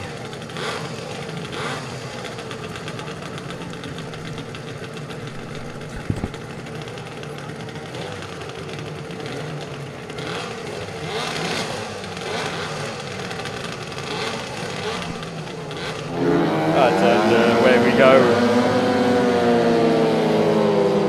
We go racing. And just a correction on the next Formula One date, it's actually the 25th of May. I do apologize about that. 25th of May is the next leg of the South African Championship in Witbank. Trouble there for the 88 boat, Dwayne Botha, unfortunately not managing to get onto the plane. But once again, straight out in front, as we saw in race one, it is Jordan Allen that leads. Let's see what Amari Mchunu can do from the back of the field. 45 boat making its way through the field there. That's Tristan Barham bouncing his way through up into, looks like, second place.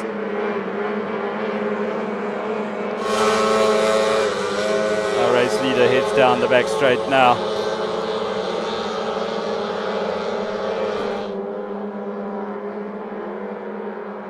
And Amari already on a move, overtaking Caroline Duncan, or about to overtake Caroline, and Caroline having none of it. See one of the boats moving slowly next to the rescue boat. So problems there for a couple of the Formula 30s out on the water.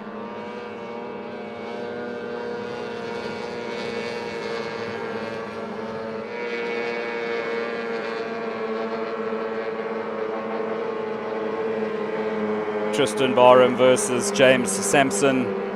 It's Barham with the advantage. Sampson gets forced to run wide around the outside.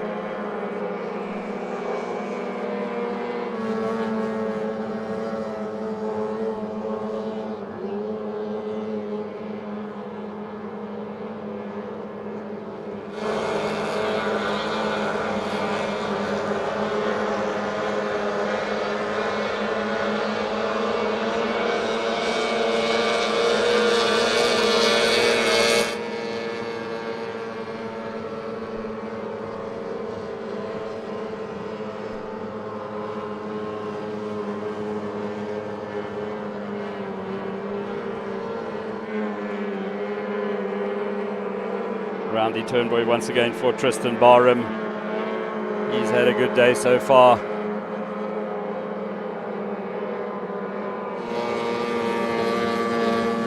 Gemma Allen going slightly better this heat. They have battled with mechanical issues with her motor this weekend. Not able to match the pace of her sister.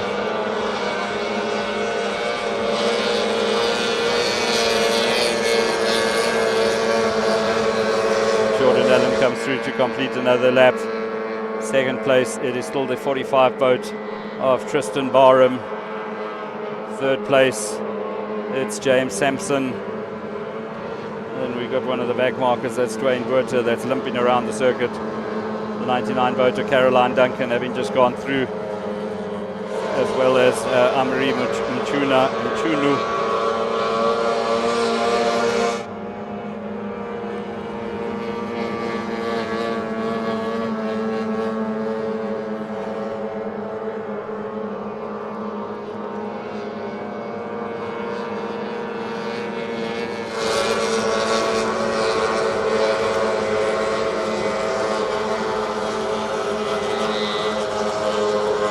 Allen certainly dominating this third and final heat of the Formula 30 class. Untouchable out in front at this stage.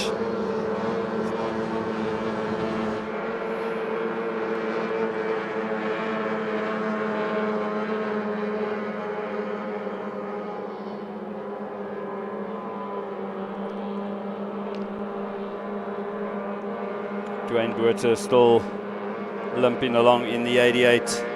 Boat crosses the line.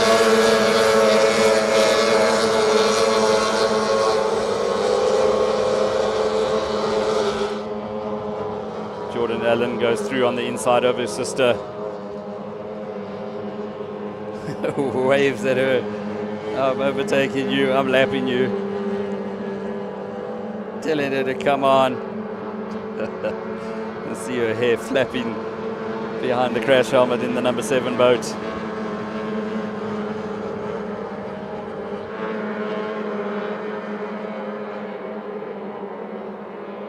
Second place, Tristan Barham, going past the luckless Dwayne Botha in the 88 machine.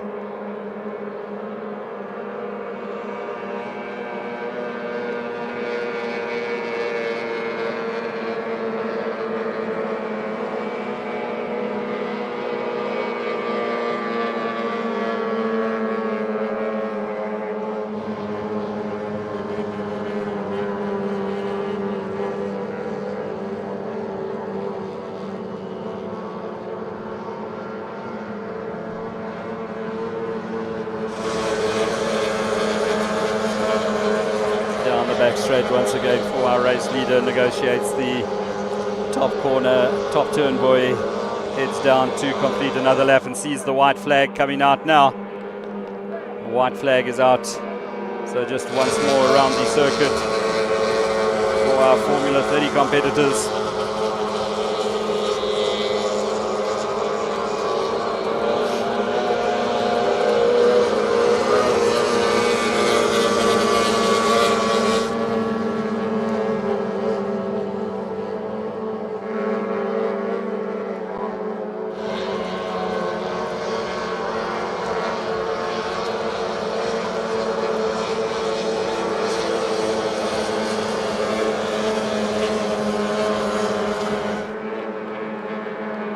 Deserves a big round of applause, does Jordan Allen in the number 7 boat, coming through. 3 out of 3 wins for her on the day. Crosses the line just ahead of Tristan Barham in the 45 boat.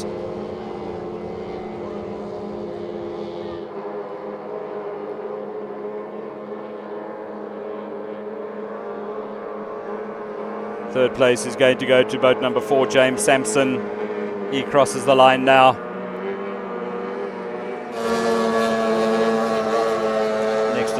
Across the line, Gemma Allen in the 22 boat. There Caroline Duncan crosses now.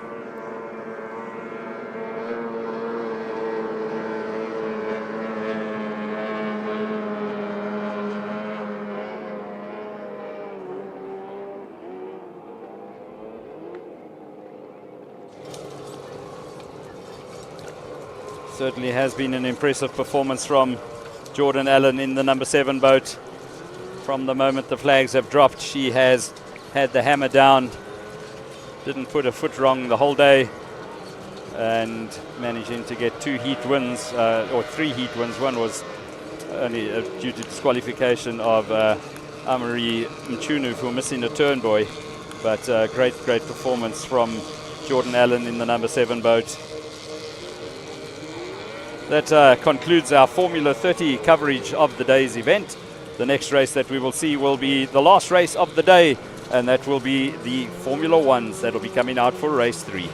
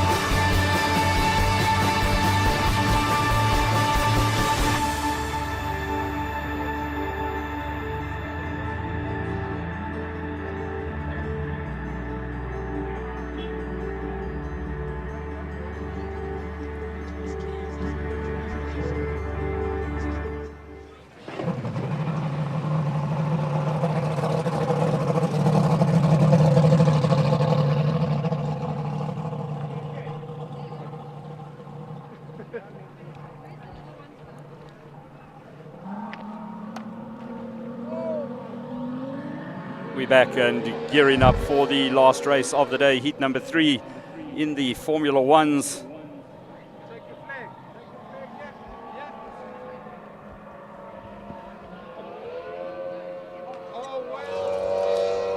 Nico Wessels, the first of the boats out on the water. It's a quick chance to test that boat down the back straight.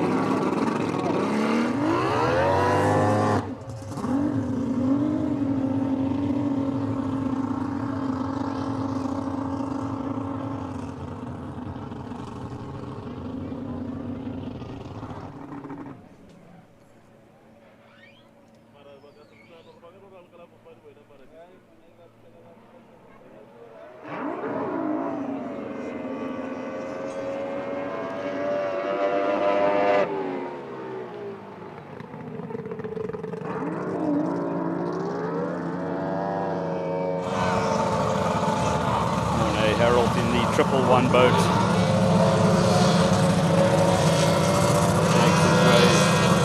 Makes his way to the start pontoon now.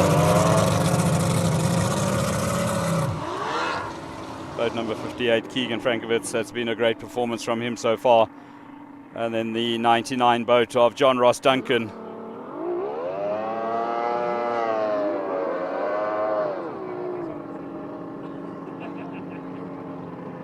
Duncan has certainly impressed here today. He just seems to get quicker and quicker every time he goes out. More and more development going into a totally redesigned boat that he's in. He certainly will be one to watch for the future, is John Ross Duncan. Once again, just confirmation of the change, the dates. I incorrectly said the next round would be at Witbank on the 16th and 17th of June. It is actually the 25th of May. So it is next month that the race takes place at Witbank.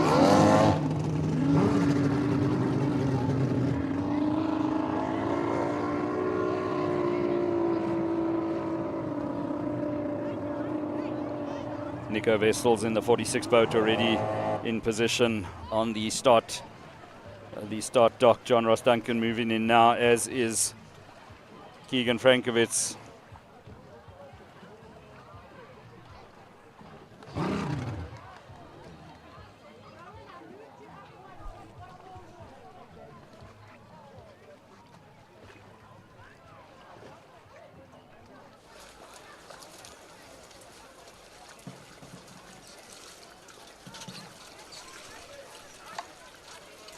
See that Ronan Dixon already is in position, just out of camera shot.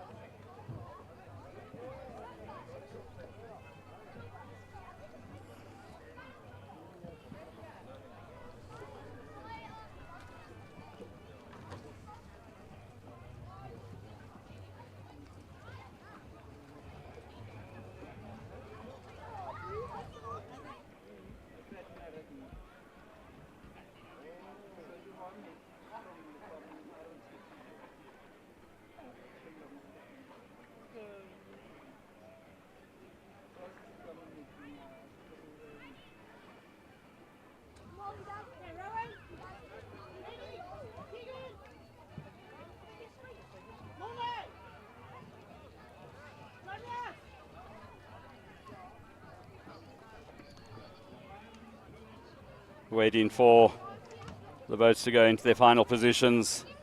Just having a look at who's watching the live stream with us. Suzette Rudman. She says she's absolutely loving it. Jody Islandfeld watching as well. Big welcome to Jody. And then Graham Kelbrick saying, Brendan, this is very good. I think we should start talking. Lots of new faces in places. Graham Kelbrick, the man who is normally responsible for the Port Alfred Formula One powerboat race, the Monaco of Formula One powerboat racing through the marinas, the twisty marinas of Port Alfred. And that would be absolutely fantastic to have a race on the marina once again. As we go under starters orders, Carl Frankovitz once again doing the flag duties.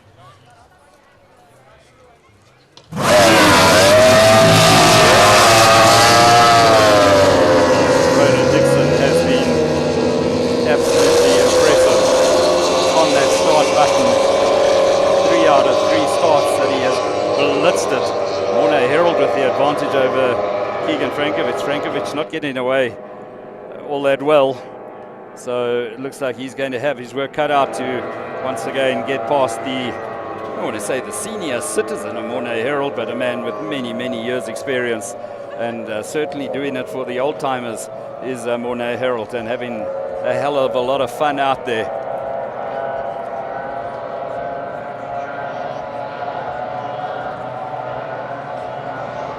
Michael Wessels unfortunately flipped the boat earlier, and Shay Parsons ran into gearbox problems, so unfortunately not managing to start, but he says he'll definitely be ready for the next one.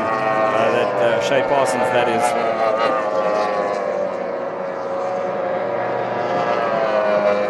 Welcome to Race Day Live as well, watching from the good old US of A. Fantastic to have you on board with us as well.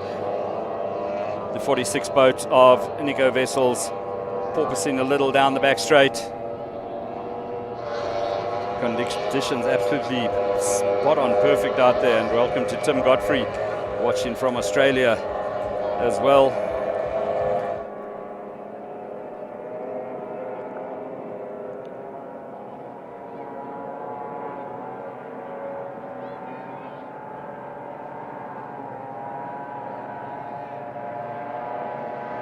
Morné Herald still hanging on to second place in the Veldrift Marine boat 111. He'd like to make that boat as wide as possible with Keegan Frankovitz behind him.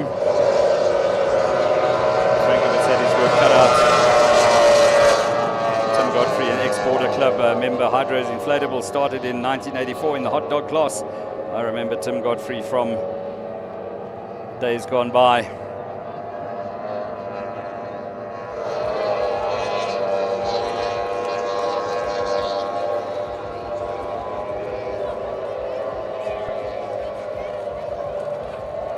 Focusing on Ronan Dixon heading down the back straight once again. Oh, sorry, not the back straight, the front straight, coming onto the front straight, and just total perfection in the balance and the setup of that boat. It just looks so good out on the water. Morné Herald with still a decent little lead that he's got over Keegan Frankovitz. And John Ross Duncan, don't forget about John Ross Duncan, sitting there in 4th place. Always a contender. Never know what will happen. Indigo Vessels crosses now to complete another lap.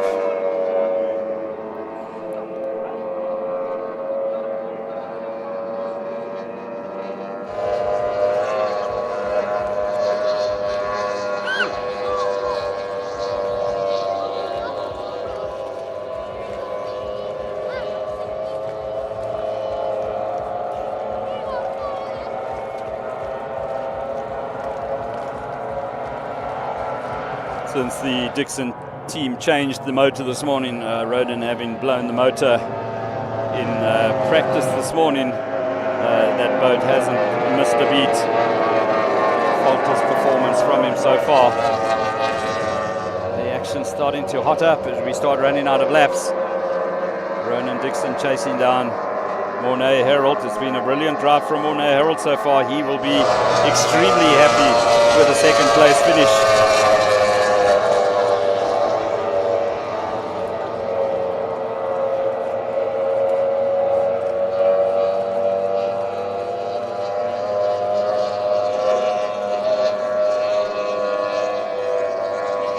Spotlight once again on Ronan Dixon. See the gap between himself and Mornay Herald. That gap seems to have stretched a little bit. Keegan Frankovitz not managing to capitalize at this stage. And John Ross Duncan just seems to be getting closer and closer to the action.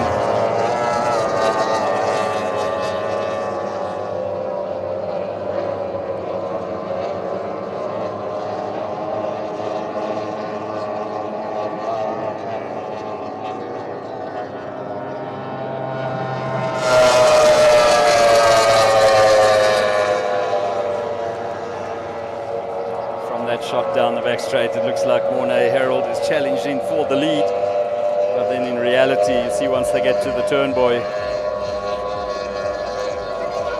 Ronan Dixon with a massive gap over Mornay Herald.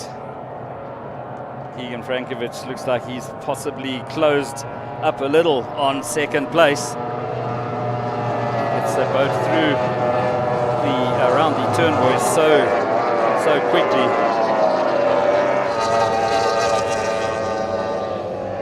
John Ross Duncan going rather wide around the turn buoy at the bottom side of the circuit.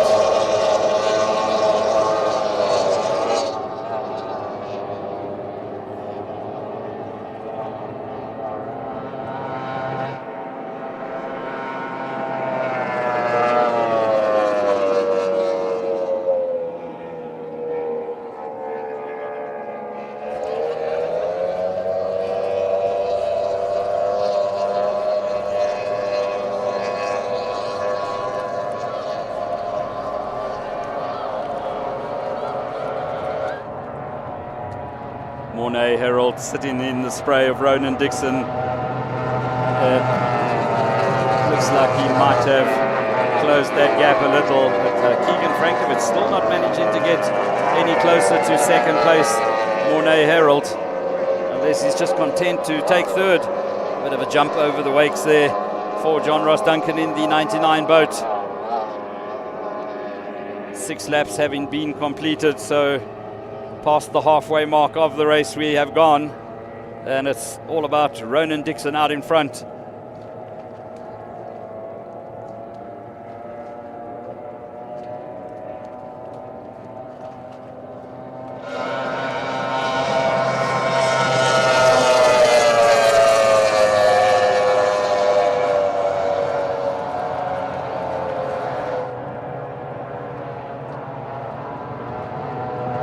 Spray and the rough water comes Mornay Herald once again. Keegan Frankovitz in tow, John Ross Duncan just behind him.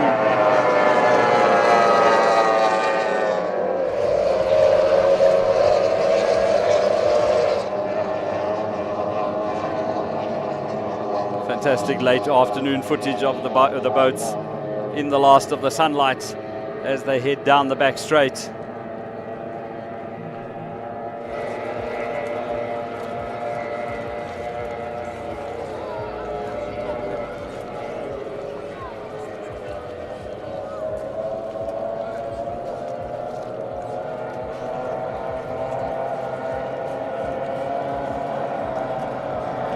watching the boats down the back straight. The distance between the top four pretty much constant.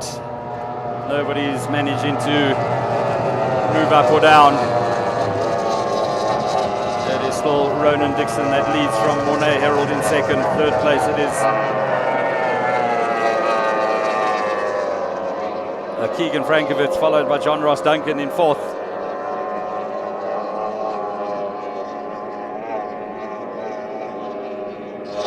See in the background there, Nico Vessels, his boat's come to a standstill. E46 machine standing right up at the top side of the circuit, so looks like he will be a non-finisher in heat number 3.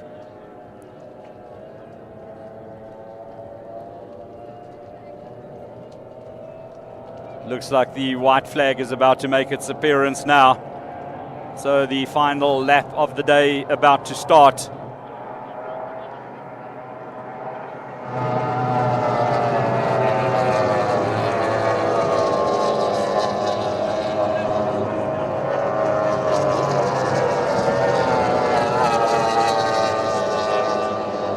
Mornay Herald with the nose nice and high up in the air as he heads down the back straight.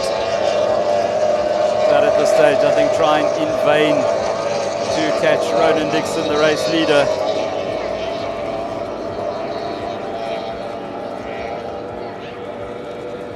Dixon shuts down the corner, takes the race in line, makes Mornay Herald drink lots of water.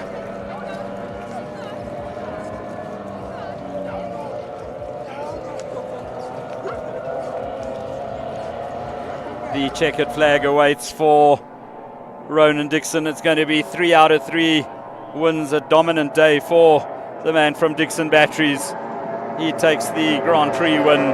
Second place goes to Mornay Herald. Keegan Frankovitz will cross the line now. Oh no, that was John Ross Duncan. Where did Keegan Frankovitz?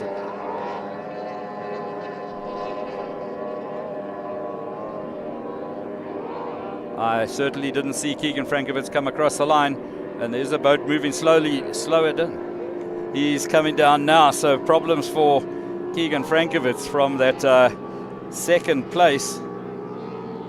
third place behind Mornay Herald. He comes through to take the checkered flag and complete the race now. We'll catch up with him a little later and find out what went down there.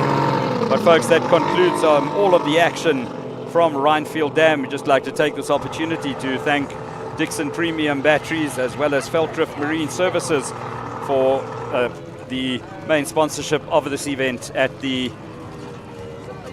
East Rand Speedboat Club in Benoni on Rynfield Dam. Fantastic performance from all of the competitors. We're so glad that it had I'll give you that top speed in a moment. The top speed that the guys were clocked here would be in the region of 184, 185 kilometers an hour.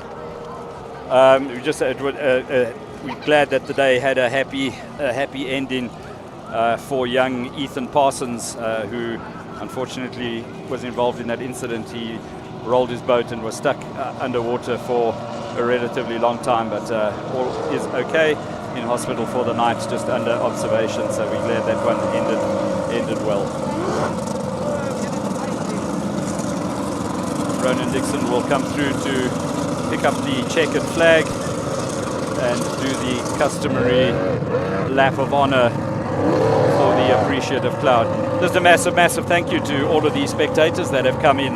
It has been great to see the fantastic support, the return of Formula One powerboat racing to Rynfield Dam. So a massive thank you to everybody, to all of the organizers as well. Congratulations to you guys for putting on what has been an action-packed day. I'm going to basically call it a day here. We're going to go and do some interviews. So from me, Brendan Kelly, it is goodbye until next time.